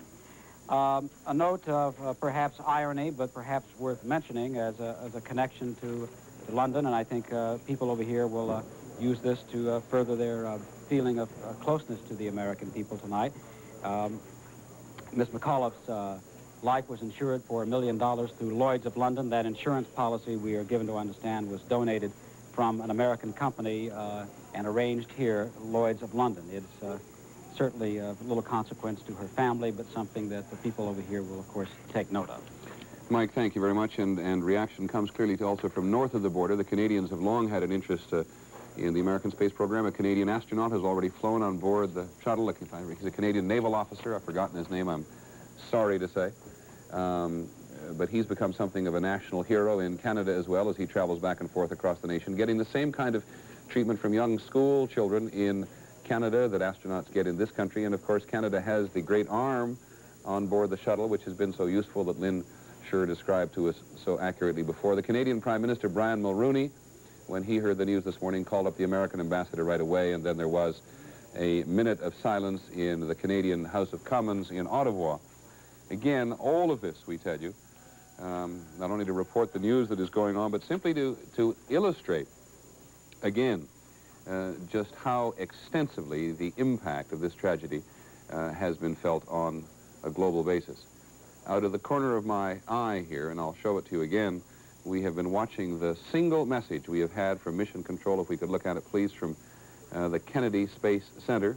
It's called their video release system, and their news conference clock at the bottom simply continues to change from 3 o'clock to 4 o'clock, then to 4:15, then to 4:25, and it has now changed to 4:30 again. And we know, because we feel it every bit as strongly as you do, that we may sound a bit as if we're blathering on here a lot, but we are waiting, as I'm sure all of you are, to hear from NASA, and we are going to stay on the air until NASA tells us what it knows. As Lynn said, it was not one of the better pieces of news today, but one of the more helpful pieces of news at this particular moment in the flight, when the astronauts are not in control of the shuttle or the rockets. They're just riding the ride, as you've heard so many astronauts say in the past. At this particular period in the mission, there is more information available through telemetry to Mission Control than at any other time, probably, during the flight. We want to go now to Germany, to one of America's most important allies in Western Europe, where a great many American servicemen, men and women, serve the country overseas, for reaction there. Here's ABC's Mike von Fremd. Here in West Germany, passengers at the busy Frankfurt airport huddled around TV sets and expressed the same shock being felt throughout the United States. Terrible. What do you think it'll do for America's space program? Oh, I personally don't think that it will change very much. It's very, very horrible, but I think they must do it again. The Germans feel a special understanding of this loss because late last year they were part of another shuttle launch in a joint venture with the United States. Chancellor Helmut Kohl and Israeli Prime Minister Shimon Peres were holding a news conference in Bonn when they were informed of the incident. Armed Services Television broke in with live reports from the United States so that the 200,000 soldiers stationed here can follow the story. And throughout Europe, millions are following the special reports on radio and television and making known their sorrow. Mike von Fremd, ABC News, Frankfurt. There was a day when all that would seem very far away, but in part because of the satellites which NASA lifts into space, we're all interconnected now. You can sit, as I have done, in places like West Germany and in Korea, and watch the evening newscasts, among other things, from America, virtually at the same time, though different time zones, and they are seen in America. Another dimension of America's program in space, the interconnecting of the rest of the world through the satellite communication system. 4:30 is the time we are now expecting the news conference at NASA at the Cape. This is from Launch Control. We're expecting to hear from them as they tell us from the space transportation system down there what they know, and that is why at this point we are staying on the air. Just to review a couple of things which you may not have heard earlier. The President has postponed his State of the Union message, which he was going to give at 9 o'clock this evening, for a week. That was a general sentiment, which we were told by Larry Speaks at the White House the President had initiated. It was clearly well received on Capitol Hill. And so the President's State of the Union, in which he clearly wants to talk about the budget and tax reform and the state of the nation, both at home and abroad, is going to be postponed for a week. The House of Representatives has adjourned for the remainder of the day as a mark of respect and honor to the 7 individuals who lost their lives on board Challenger this morning. Vice President Bush, at the President's command, has gone off to Cape Canaveral in Florida to, express his deep, profound personal and official sympathy to the families of those men and women on board who lost their lives, but also, as Sam Donaldson told us, to begin to, in a sense, sort of lead the White House's team to try to find out what on earth went wrong and what will be needed to rectify it so that America continue to be aggressive and competitive. As Congressman George Brown suggested, America needed to be competitive and aggressive in terms of competing with the rest of the world in the commercial aspects of space. You heard a little while ago Lynn Scher talking about Judy Resnick, the other woman on board, the concert pianist, the mission specialist in this particular instance. Lynn Scher, who you now know covers space so competently for us, talked to Judith Resnick back in June, and back in June of 1982, which means we've gone into our library to some extent. But here is another glimpse at one of the human beings who was on this mission, no longer just a still picture. Joining us for our coverage of the space shuttle of STS-4 is Dr. Judy Resnick. Judy is one of the newer astronauts. She is a mission specialist, her specialty being electrical engineering, but who knows what she'll do when she gets in orbit. Judy, welcome. It's nice to have you. Thank you. One of the things we were talking about before is once these guys get up there and on orbit, they've got a very strange working day. It's a little bit different from what it's been in the past. Well, today they're going to take it easy. The only strange part about it is when they go to sleep and when they get up. They will get about 8 hours of sleep every night, but that will start tonight, for example, at 7:30 our time, having them get up about 3:30 in the morning. And that changes all week until it's earlier and earlier, right? We gradually move the wake-up time a little bit earlier so that on the landing day they have enough time to get up and get all the things done that they need to do before they deorbit to land at Edwards at 9 o'clock Pacific time. So those of us who are following it on mission control, if we're on astronaut time, we're getting up at 12, 1, 2, 3 in the morning and going to bed around dinner time. That's right. We're more tired than they are. The landing also, if they don't get their crosswind, it will be the first concrete runway landing. Is that correct? At the present time, that is the plan. While they're on orbit, we were talking before, one of the things you have studied has been the arm, the remote manipulator system. What are they going to be doing different with the arm this time when they're up there? Well, once again, we're going to be picking up a small instrumentation. Led me to change those plans. Today is a day for mourning and remembering. Nancy and I are pained to the core by the tragedy of the Shuttle Challenger. We know we share this pain with all of the people of our country. This is truly a national loss. 19 years ago, almost to the day, we lost 3 astronauts in a terrible accident on the ground. But we've never lost an astronaut in flight. We've never had a tragedy like this. And perhaps we've forgotten the courage it took for the crew of the shuttle. But they, the Challenger 7, were aware of the dangers, but overcame them and did their jobs brilliantly. We mourn 7 heroes: Michael Smith, Dick Scobie, Judith Resnick, Ronald McNair, Ellison Onizuka, Gregory Jarvis, and Krista McAuliffe. We mourn their loss as a nation together. To the families of the 7, we cannot bear, as you do, the full impact of this tragedy. But we feel the loss, and we're thinking about you so very much. Your loved ones were daring and brave, and they had that special grace, that special spirit that says, give me a challenge, and I'll meet it with joy. They had a hunger to explore the universe and discover its truths. They wished to serve, and they did. They served all of us. We've grown used to wonders in this century. It's hard to dazzle us. But for 25 years, the United States space program has been doing just that. We've grown used to the idea of space, and perhaps we forget that we've only just begun. We're still pioneers. They, the members of the Challenger crew, were pioneers. And I want to say something to the school children of America who were watching the live coverage of the shuttle's takeoff. I know it's hard to understand, but sometimes painful things like this happen. It's all part of the process of exploration and discovery. It's all part of taking a chance and expanding man's horizons. The future doesn't belong to the faint-hearted. It belongs to the brave. The Challenger crew was pulling us into the future, and we'll continue to follow them. I've always had great faith in and respect for our space program, and what happened today does nothing to diminish it. We don't hide our space program. We don't keep secrets and cover things up. We do it all up front and in public. That's the way freedom is, and we wouldn't change it for a minute. We'll continue our quest in space. There will be more shuttle flights and more shuttle crews, and yes, more volunteers, more civilians, more teachers in space.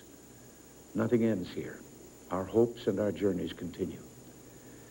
I want to add that I wish I could talk to every man and woman who works for NASA or who worked on this mission and tell them your dedication and professionalism have moved and impressed us for decades, and we know of your anguish. We share it. There's a coincidence today. On this day, 390 years ago, the great explorer Sir Francis Drake died aboard ship off the coast of Panama.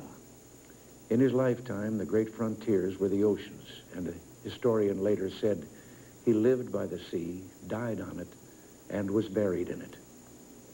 Well, today, we can say of the Challenger crew, their dedication was, like Drake's, complete. The crew of the Space Shuttle Challenger honored us for the manner in which they lived their lives. We will never forget them, nor the last time we saw them this morning, as they prepared for their journey and waved goodbye and slipped the surly bonds of earth to touch the face of God. Thank you.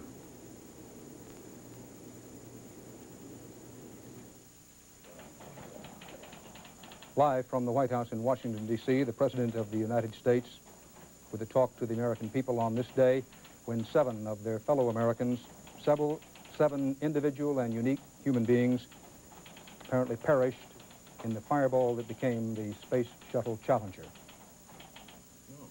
Those heroes were the commander of the Space Shuttle flight today, Major Francis Dick Scobie, 46 years old, Auburn, Washington, hometown, married, father of 2 children.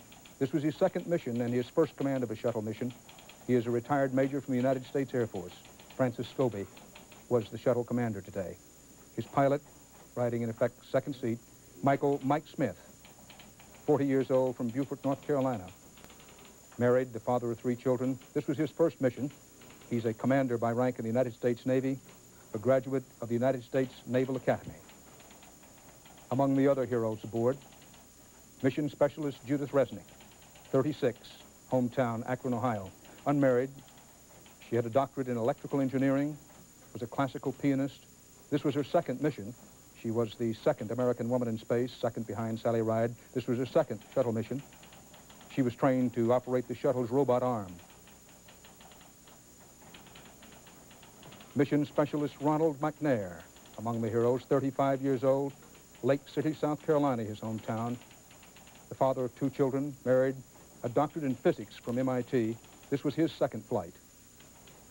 Mission Specialist Ellison Onizuka, 39 years old, from Hawaii.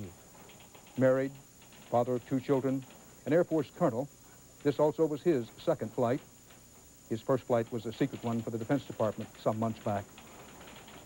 Payload specialist and employee of Hughes Aircraft, connected to NASA, Greg Jarvis, 41 years old, married, made his home in Spring Valley, New York, an electrical engineer.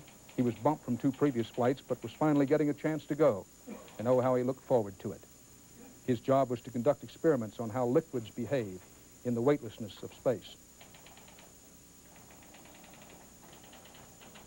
And Susan Krista McAuliffe, 37-year-old social studies teacher, born in Boston, Massachusetts. High school teacher in Concord, New Hampshire, a teacher since 1970, and was selected from 11,146 teachers from all across the country who had applied to be NASA's first citizen in space. The first strictly citizen in space she was to have been. Married, her husband's an attorney, had 2 small children. She was to have taught later in the week 2 15-minute classroom lessons from space.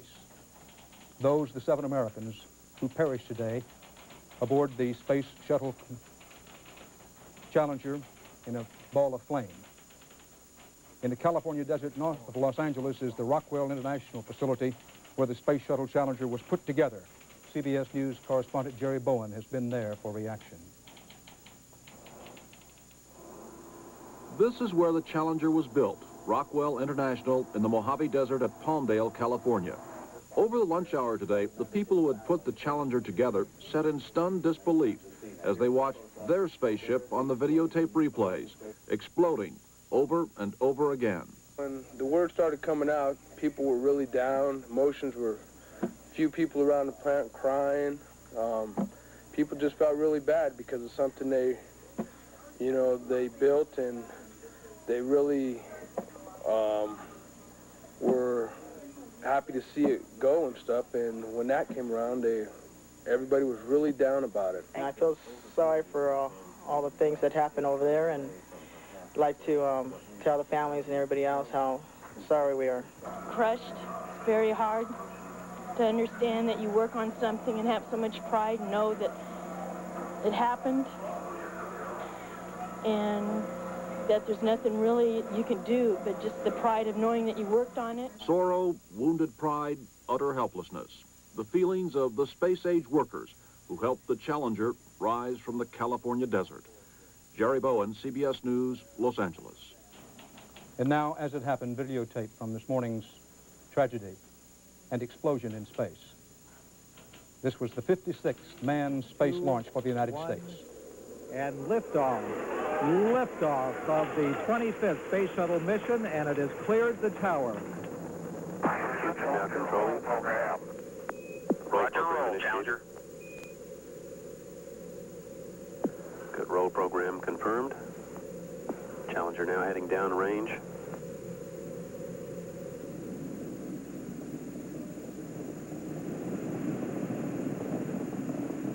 Engines beginning throttling down now at 94%. Normal throttles for most of the flight, 104%. We'll throttle down to 65% shortly. Engines at 65%, 3 engines running normally, 3 good fuel cells, 3 good APUs. Velocity 2,257 feet per second. Altitude 4.3 nautical miles, downrange distance 3 nautical miles.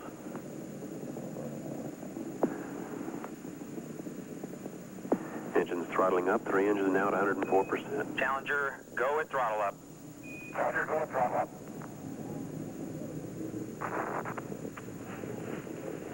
1 minute 15 seconds. Velocity 2,900 feet per second. Altitude 9 nautical miles. Downrange distance 7 nautical miles.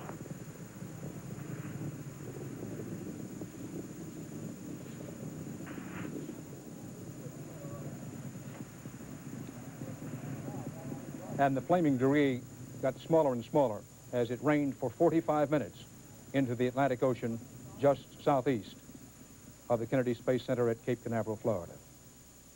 Now in slow motion videotape, the critical scenes just before and during the explosion as the orbiter shuttle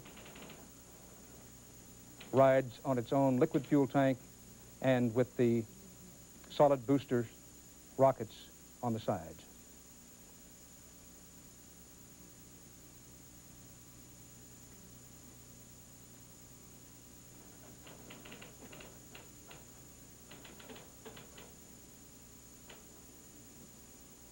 The catastrophic explosion left Mission Control in Houston stunned. At a news conference this afternoon, the first official word from NASA since the disaster, the National Aeronautics and Space Administration said simply and directly it did not know what had happened.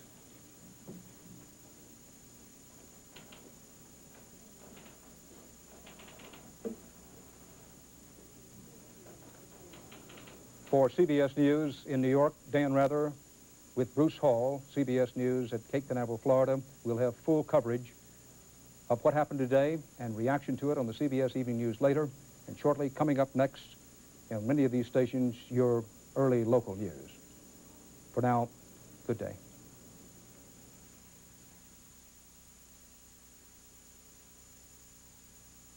This is CBS. Resnick. It's a pretty tough program. Were you prepared for this, for the physical difficulty of it? Well, it's not really so difficult physically. It's a lot of new things, but they lead you through it by the hand. This is a demonstration of Now, wait a minute. That doesn't look like a lot of fun for a Saturday afternoon to me. I don't know about you, but... Well, you have to learn how to survive in case you have to get out of an airplane in a parachute, and they teach you step by step how to fall, how to be dragged. That's the impact you feel if you go through an ejection seat, and it's really not as bad as it looks.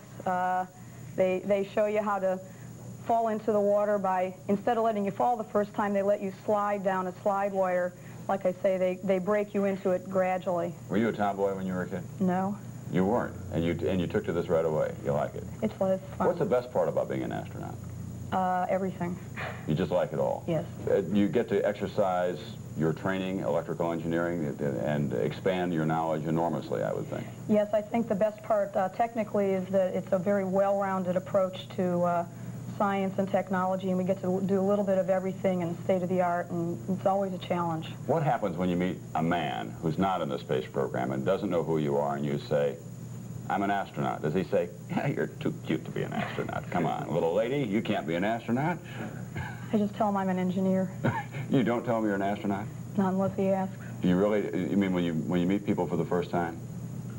What about the whole business about social relationships? Does it make it, are some men threatened by the fact that you're an astronaut? I don't know. If they are, they're probably not my friends. Yeah.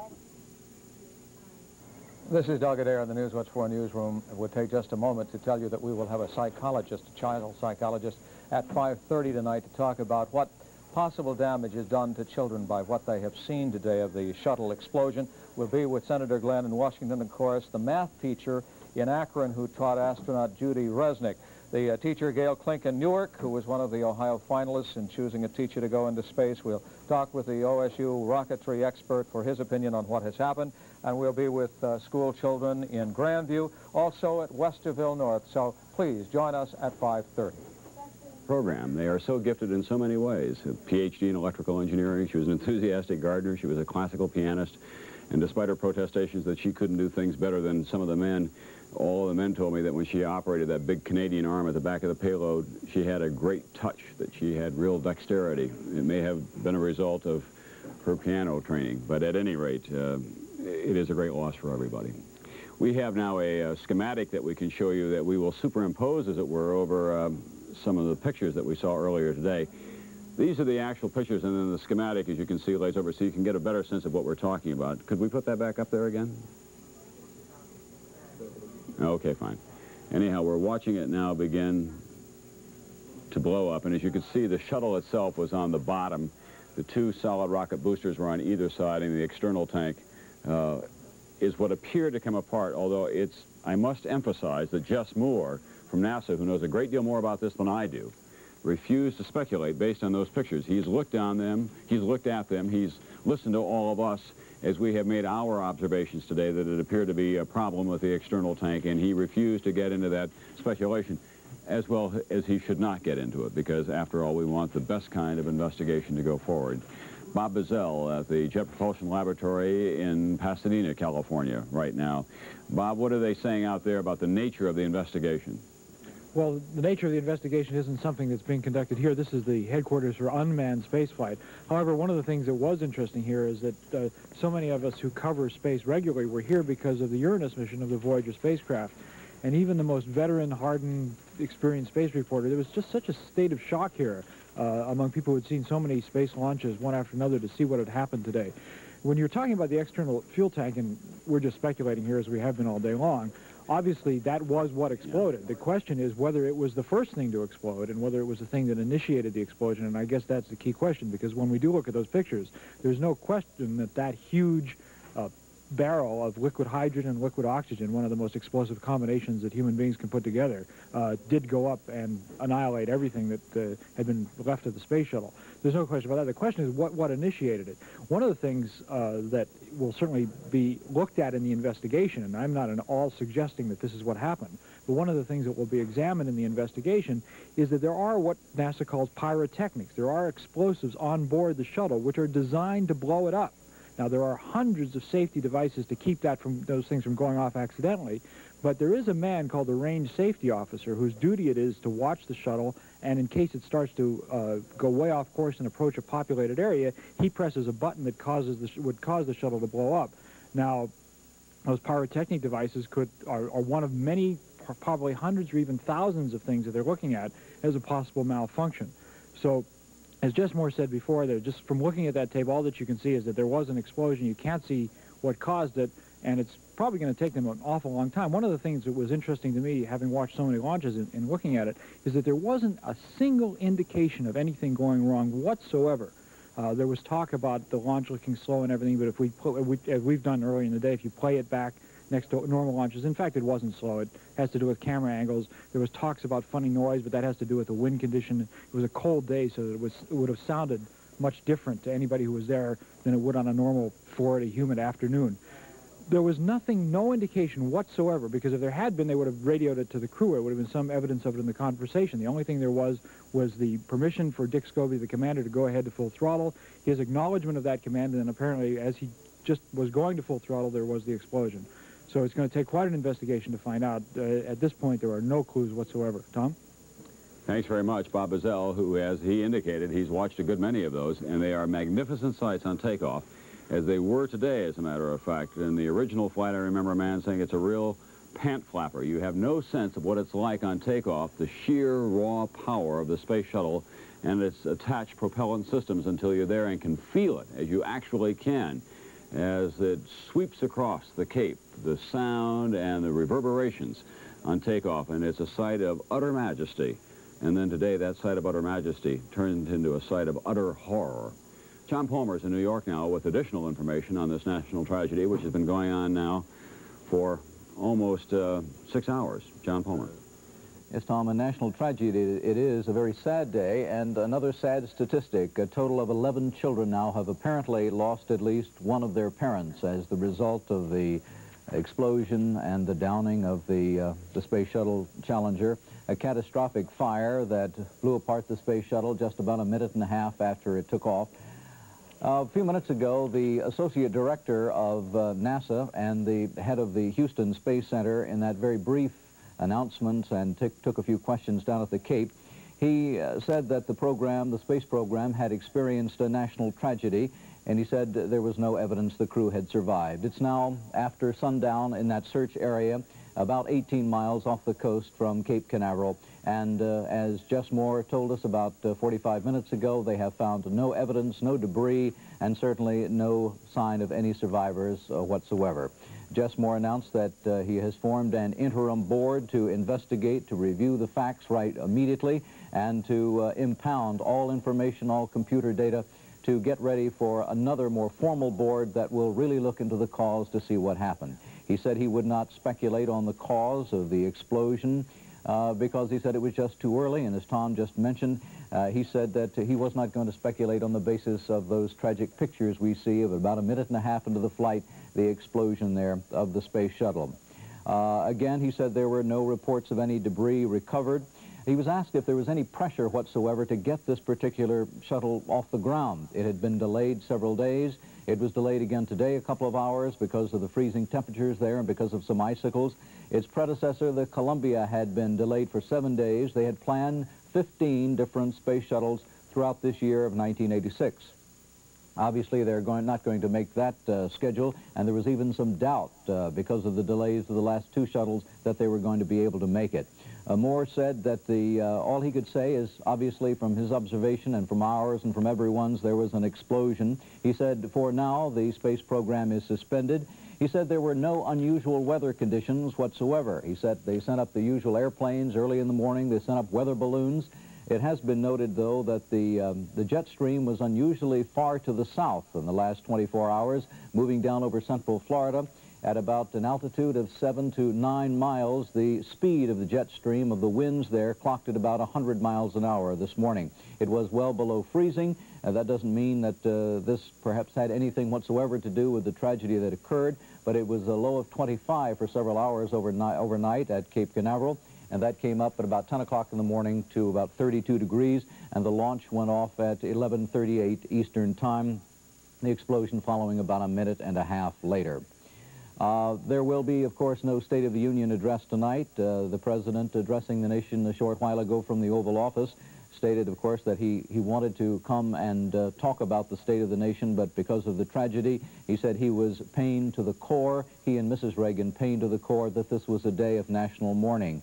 He said of the astronauts, they had a hunger to explore the universe. And, of course, he had those comments, those very poignant, very sad comments to the school children. Literally thousands of school kids all across this country were waiting in their classrooms to see this liftoff because the teacher, Christy McAuliffe, was taking off and was going to give exactly 2, I think it was, lessons from outer space. That's the situation now, kind of a wrap-up to the point. Again, it's after dark, and we couldn't expect really many more developments out of that search area. Let's go back now to Washington and Tom Brokaw. Thank you very much, John Palmer. All manner of little tidbits of information coming our way. Governor Bob Graham, the governor of Florida, who has witnessed a number of those shuttle launches, was on a campaign tour today announcing his candidacy for the Senate, and he saw the takeoff and then the explosion from his airplane as he was flying over Florida. And about the president's message to the school children of America, it's very easy for those of us who are grown-ups to be kind of jaded about the space program. I recall vividly a friend of mine, a grown-up, who was watching a launch of a shuttle and turned to his wife and said, "Oh, it's another boring space launch." When his son, who was about 12 years old at the time, turned to him and said, "Hey, that's my future that you're talking about." And that's what the administration obviously had hoped would be an important part of this mission, that the youngsters of this country would think about that as their future. And nowhere was there more attention being paid to this shuttle launch today than in Concord, New Hampshire, the home of Christy McAuliffe. She was a school teacher there of third graders, but these were high school kids watching from an auditorium.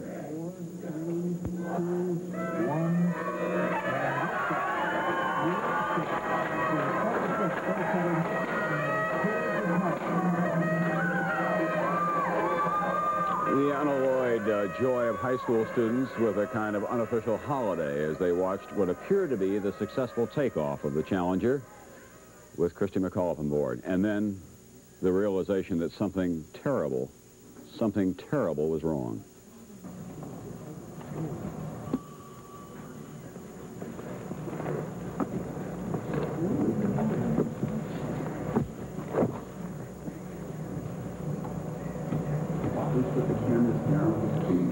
Would everybody please go back to class at this time? We're asking all students to leave.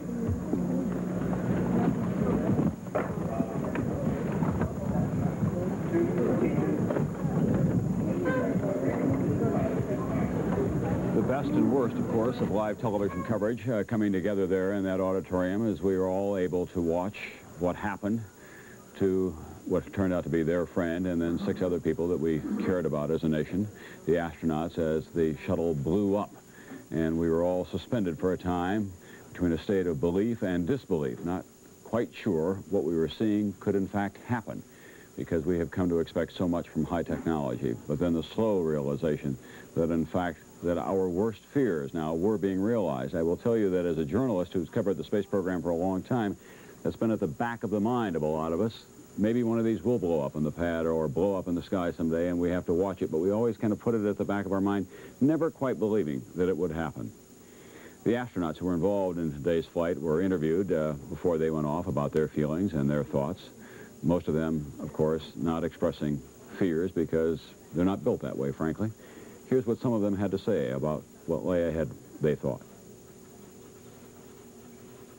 Dr. McNair, first of all, this is your second flight. Can you give us any perspective on what it's been like for you training this time as opposed to last time, or your sense of anticipation this time as opposed to last time?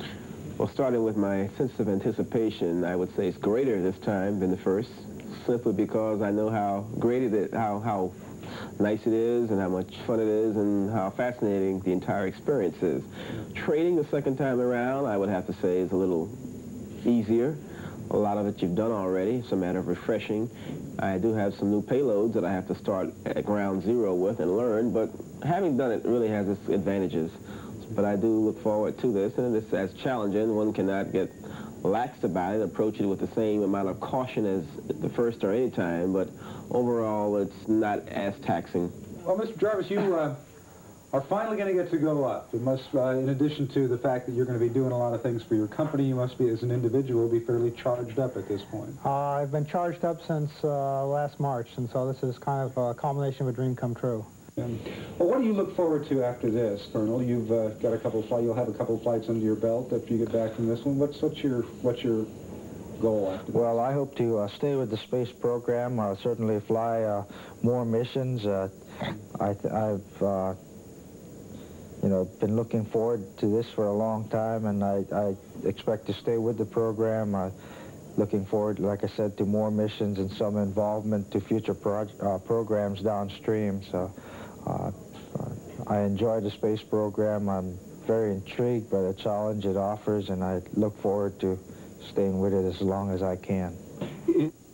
Coming up next on Newswatch 4 Columbus at 5:30, a psychologist talks about helping our children deal with the shuttle explosion. We want you to know that we will rejoin the network whenever anything important happens that you need to know about. We'll be in Washington via satellite with Senator John Glenn, a teacher in Newark who might have been on the Challenger today. And, of course, Jim Ganol, Jimmy Crum had signed up to be the first journalists in space. We'll be getting their reaction.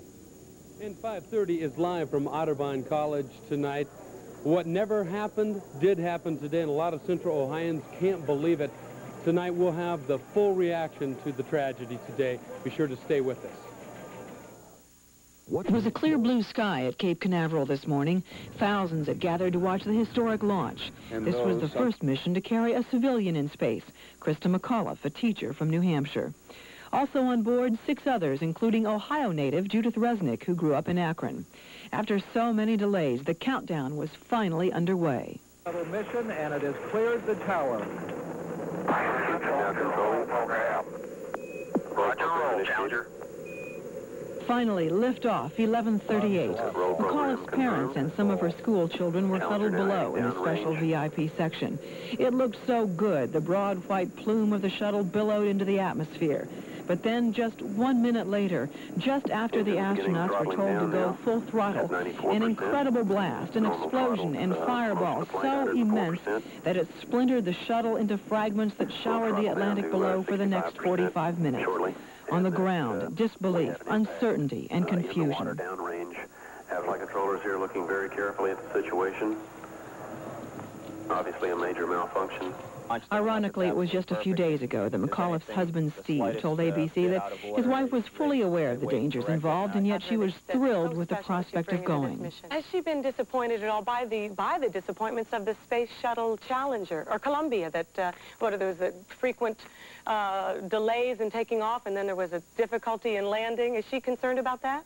Oh, I don't think so at all. I think we've always looked at that as proof positive that they don't launch them unless it's absolutely perfect, and if there's anything the slightest bit out of order, they wait and correct. NASA still does not know exactly what happened, but it notes this afternoon this is the first in-flight disaster in 56 missions. Of course, this may be the only in-flight disaster, but we must also note that back in 1967, Gus Grissom, Ed White, and Roger Chaffee all died when their spacecraft caught fire on the launch pad.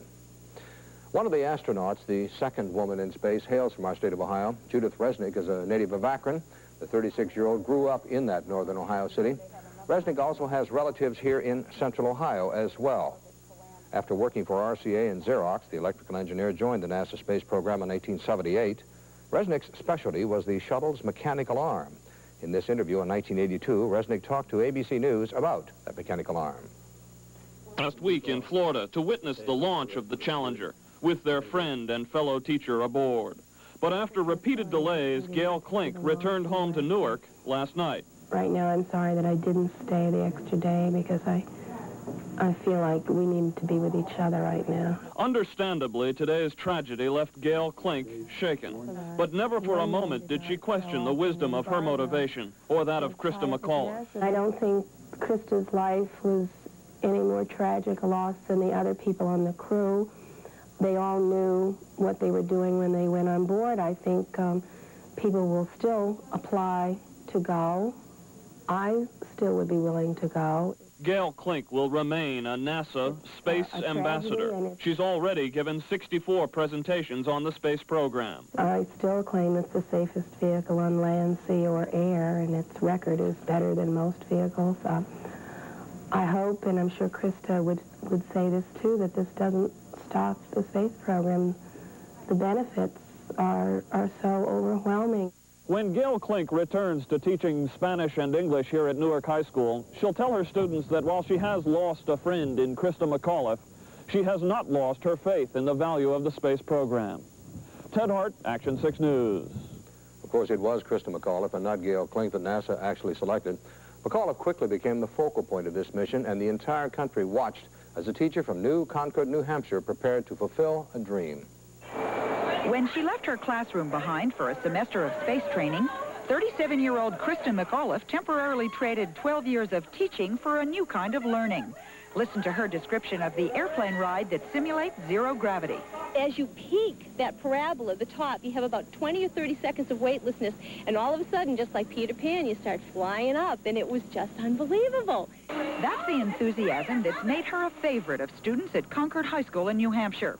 This is where the Boston-born social studies teacher lives with her husband and 2 children, and where she put together her winning lesson plan. She can take very complex concepts and simplify them, but not water them down, and she makes all her students understand things, but in an interesting manner.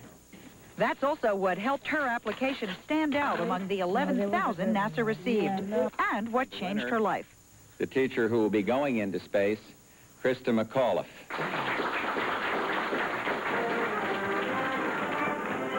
Suddenly, she was a celebrity. McAuliffe and her family were paraded along Main Street and featured on the front page.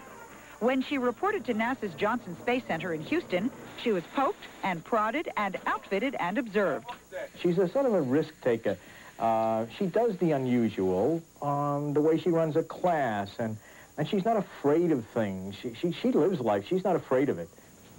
Lynn Scher, ABC News, Concord, New Hampshire.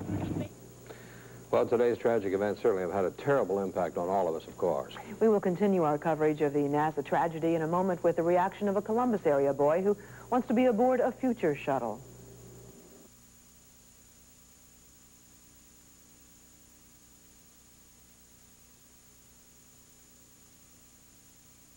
Disbelief, a common reaction by students when they first heard.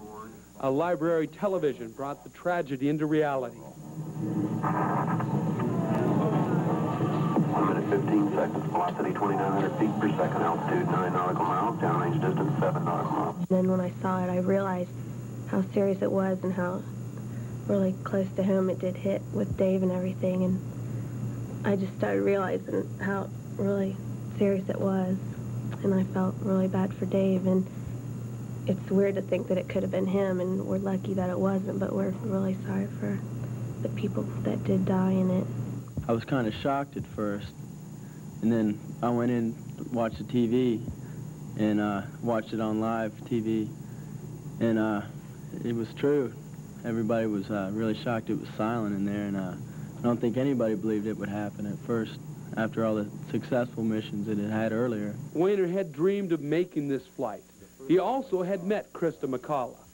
It looked like a very normal launch, and up until about 2 minutes, it had fired, and 2 minutes later they were getting ready for this solid booster separation. And Tragedy in the skies over Florida today, a scene which will probably be etched in all our memories. And in Westerville, Ohio, Dave Wayner's classes would not return to normal. I guess about the main thing is that we live together. You know, after all this, Dave, would you still want to go up? Yes, I would. Shuttle? Yes, I would. No doubts about it? Nope. Program has to go on? Yeah. Even though you lose life and everything? You gotta get back on top of the horse after you get thrown off. Well, disbelief by a lot of people, but few of the kids that I talked to today said they wanted the shuttle program discontinued because of the tragedy today. And right now, Otterbein students were eating dinner but gathering around the TV to get an update on the shuttle situation. And, you know, as we heard NASA talk today, they doubt anybody survived that. Yeah. And Larry, most of the people that were going to fly or hope to fly someday, it doesn't seem to have changed anything for them. We'll be asking Jim Ganal and Jim Crum later if this changes their feelings about wanting to fly. And a tragedy on the ground today in Coshocton County. An oil... It surprised me. Steve says even he will be surprised if NASA chooses him, but he had to try. When I was little, I used to watch the Apollo missions and the Soyuz docking and all that, and a chance to go up in space would be a thrill for me. So I decided it was worth taking a chance, even if I figure my chances are too slim and none, but just to go through the experience is worth it. But worth it now that the unfathomable has happened? And I definitely would be scared to death to go up there, but I don't think it would keep me from going if I somehow got selected. Good luck, Steve. This is Carol Rapp, Action 6 News. State Superintendent of Public Instruction, Franklin Walter, is asking all Ohioans to leave a light on outside their homes tonight in memory of teacher Krista McAuliffe. With tears in his eyes, Walter expressed shock and sorrow this afternoon. At the time of the explosion, Walter was holding a meeting here in Columbus with Ohio's large city superintendents. A message was brought to the group of educators, and they immediately turned on a television for more information. Let the memory of the first teacher in space cause all members of the education family, teachers, students, parents, and other citizens to rededicate themselves to emulating McCullough's high ideals and goals. Walter also said his feelings go out to the families of the entire 7-member crew. Ohio's U.S. Senator John Glenn, of course, has a unique perspective on this national tragedy. As one of the original 7 astronauts, Glenn was the first American to orbit the Earth. He knows firsthand NASA's concern for the safety of the crew. There's one thing NASA has not done all the way through. It is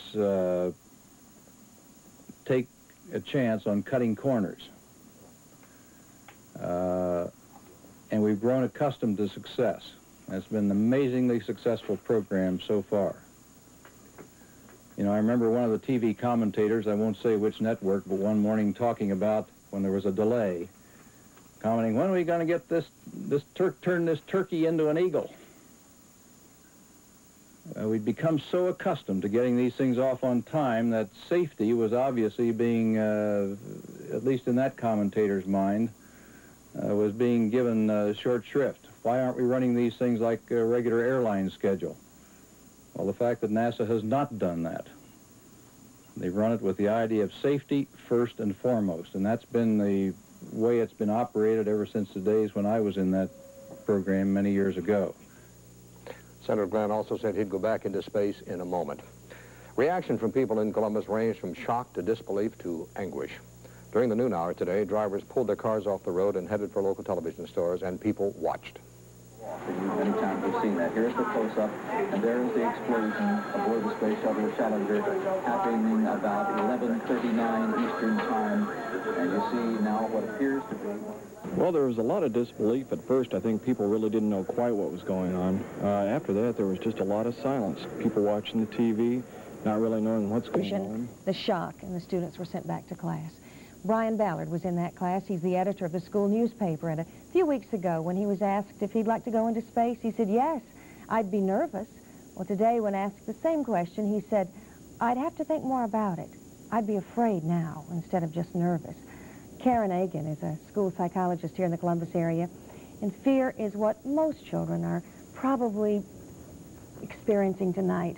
We adults are not quite ourselves either. It's such a shocking thing. But when a little one sees something like this happen on television, it's not like Star Wars. People don't come back alive because they're actors and actresses. It's real. How do we help them? I think it's very real to the children, and I think that we need to address it with them. I do think we need to talk to them to deal with both the cognitive and to deal with the emotional element in dealing with this.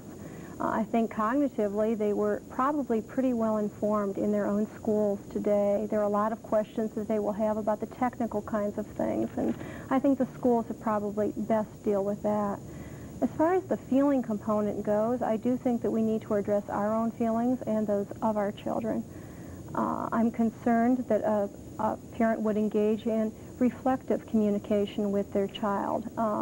It's okay to feel disappointment, a sense of loss, a sense of sadness in regards to all of this. And I think that if you see a child who is upset or perhaps verbalizing concern, just labeling that feeling, saying, Mommy is sad, Mommy feels a sense of loss, or do you feel sad?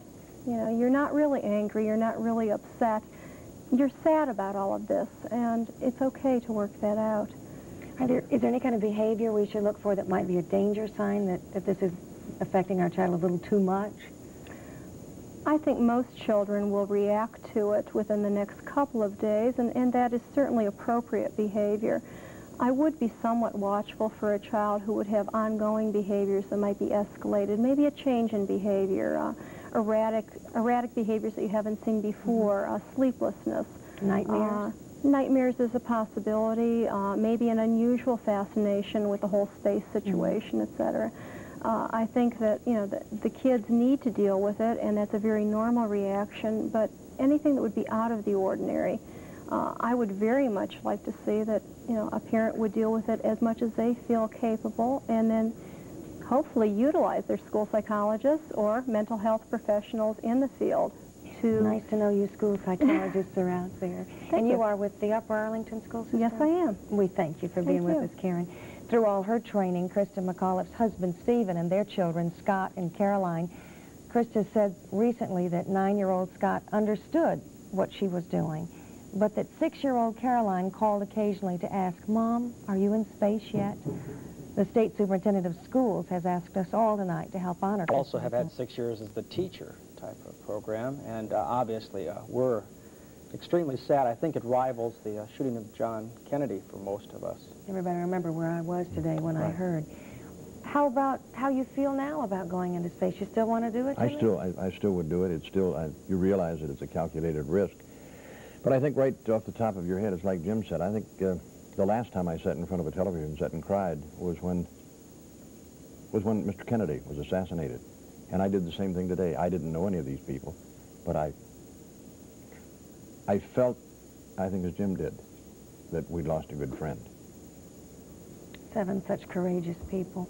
There's a reason that journalists and teachers are involved in this program. After the program becomes routine, because you've had 24 flights that go without any hitches, you need to keep the interest up, and that is why journalists and teachers and senators and congressmen are chosen to keep the interest up in that program, and that is why this is done this way. But I think it's going to be a very long time now before they will allow citizens like us to go into space. I think they're now estimating that it may be 12 to 18 months before we put another mission in space. And NASA has always been so conservative and criticized for it, for being so careful and so sure. That criticism will not come for long. Safety is their first priority. Always has been, and I think always will be. More so now than ever before. The thing that hits home with me on this is that Krista McAuliffe also had a 5-year-old daughter who said, Mommy, I don't want you to go into space. I want you to stay home. And when we were watching it, I was watching it with my 5-year-old daughter today, and she voiced the same concerns to me. So I would think very hard before doing this, I think. But I still, that's a dream. I'd like to go. There are understandable concerns by everyone now in your family, especially. After being chosen for the Challenger mission, Krista McAuliffe told reporters and fellow teachers that space exploration is not just for astronauts, but it is the future of every child. She put it this way, if we don't prepare kids for the future, we are not doing our jobs as teachers. State Superintendent Franklin Walter has asked us all to turn on our porch lights tonight in her memory and in her honor. And we'll be back. It doesn't matter who wins or who loses. You know, the sun comes up tomorrow. But we do have one event here in town we want to have to talk about. It is baseball. The Cincinnati Reds traveling caravan is here. Pete Rose and a number of other players are out at the Highlight restaurant. Mike Rada is there as well. And Mike, who grew up in Cincinnati, I know must love all the talk that's going on right now, talking about, well, how the Reds are going to win the pennant. Everybody can talk about it. Let's go back to Larry at Otterbein College for some reaction from college students. Well, first, I'm going to talk about kind of my own reaction today. You know, Mona, all of us have sat in the studio in the newsroom and watched all the monitors, feeds from all over and all the different angles of the tragedy today. And you know, the hardest thing for me, even after seeing the explosion itself, was looking at her husband who had to witness that. I think that was the most dramatic thing I saw, just the stunned look on his face, and then the shock of it, you know, when he realized what had actually occurred. Now, we've had all afternoon to really absorb this tragedy today. I'm here with the student. Your name first? Susie Walsh. Well, Susie, now you have had the day to think about it. You saw it on TV. What's your mood now? What are you thinking about when it comes to the shuttle? Well, I thought it was a horrible tragedy and everything, and I was really upset that everyone, this happened to everyone, but I was thinking that I hope it doesn't hinder any of the further advancement in space. You want it to go on. Your name? Lisa Ferryman. Lisa, the same question to you. How do you feel about it now? I was really upset, and I still really am. It bugs me to think that those people died. Why does it bug you so? Isn't that a fact of life about space travel? Yeah, I realize that, but it's still sad for me. Over here, your name? My name's Bart. Bart, go ahead. Same question. Your reaction to the space shuttle tragedy? It was tragic, and it came rather unexpected. I didn't...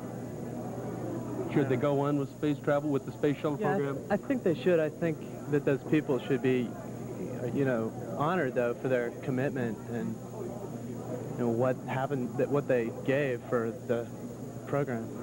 And you, your name? Jill McKeever. Jill, your reaction? Well, I thought it was terrible, especially the fact that there were civilians on board, and that I don't think it should interfere with the advancement. Did you believe it happened today? When you heard the news, what was your first reaction? At first, I didn't believe it. I thought maybe it was, I don't know, I didn't believe it. You know, Mona, I think that was such a common reaction of people. You know, you heard it over the radio, or maybe you caught that spot bulletin on television, and maybe it did take the visuals, the actual scene of it on TV, to realize that those people probably did not survive. I qualify that because, you know, we don't know for certain, but it certainly looked as though they perished. No, watching it as we did, and over and over and over, as we have all day, you can't imagine anyone could live through that. I heard something very moving on WBBY radio. One of the announcers said, Krista McAuliffe had said, I want to see Earth from a different perspective as a history teacher, as a historian, and he said she will see Earth from a different perspective, not the one she had planned on. No. We'll be back.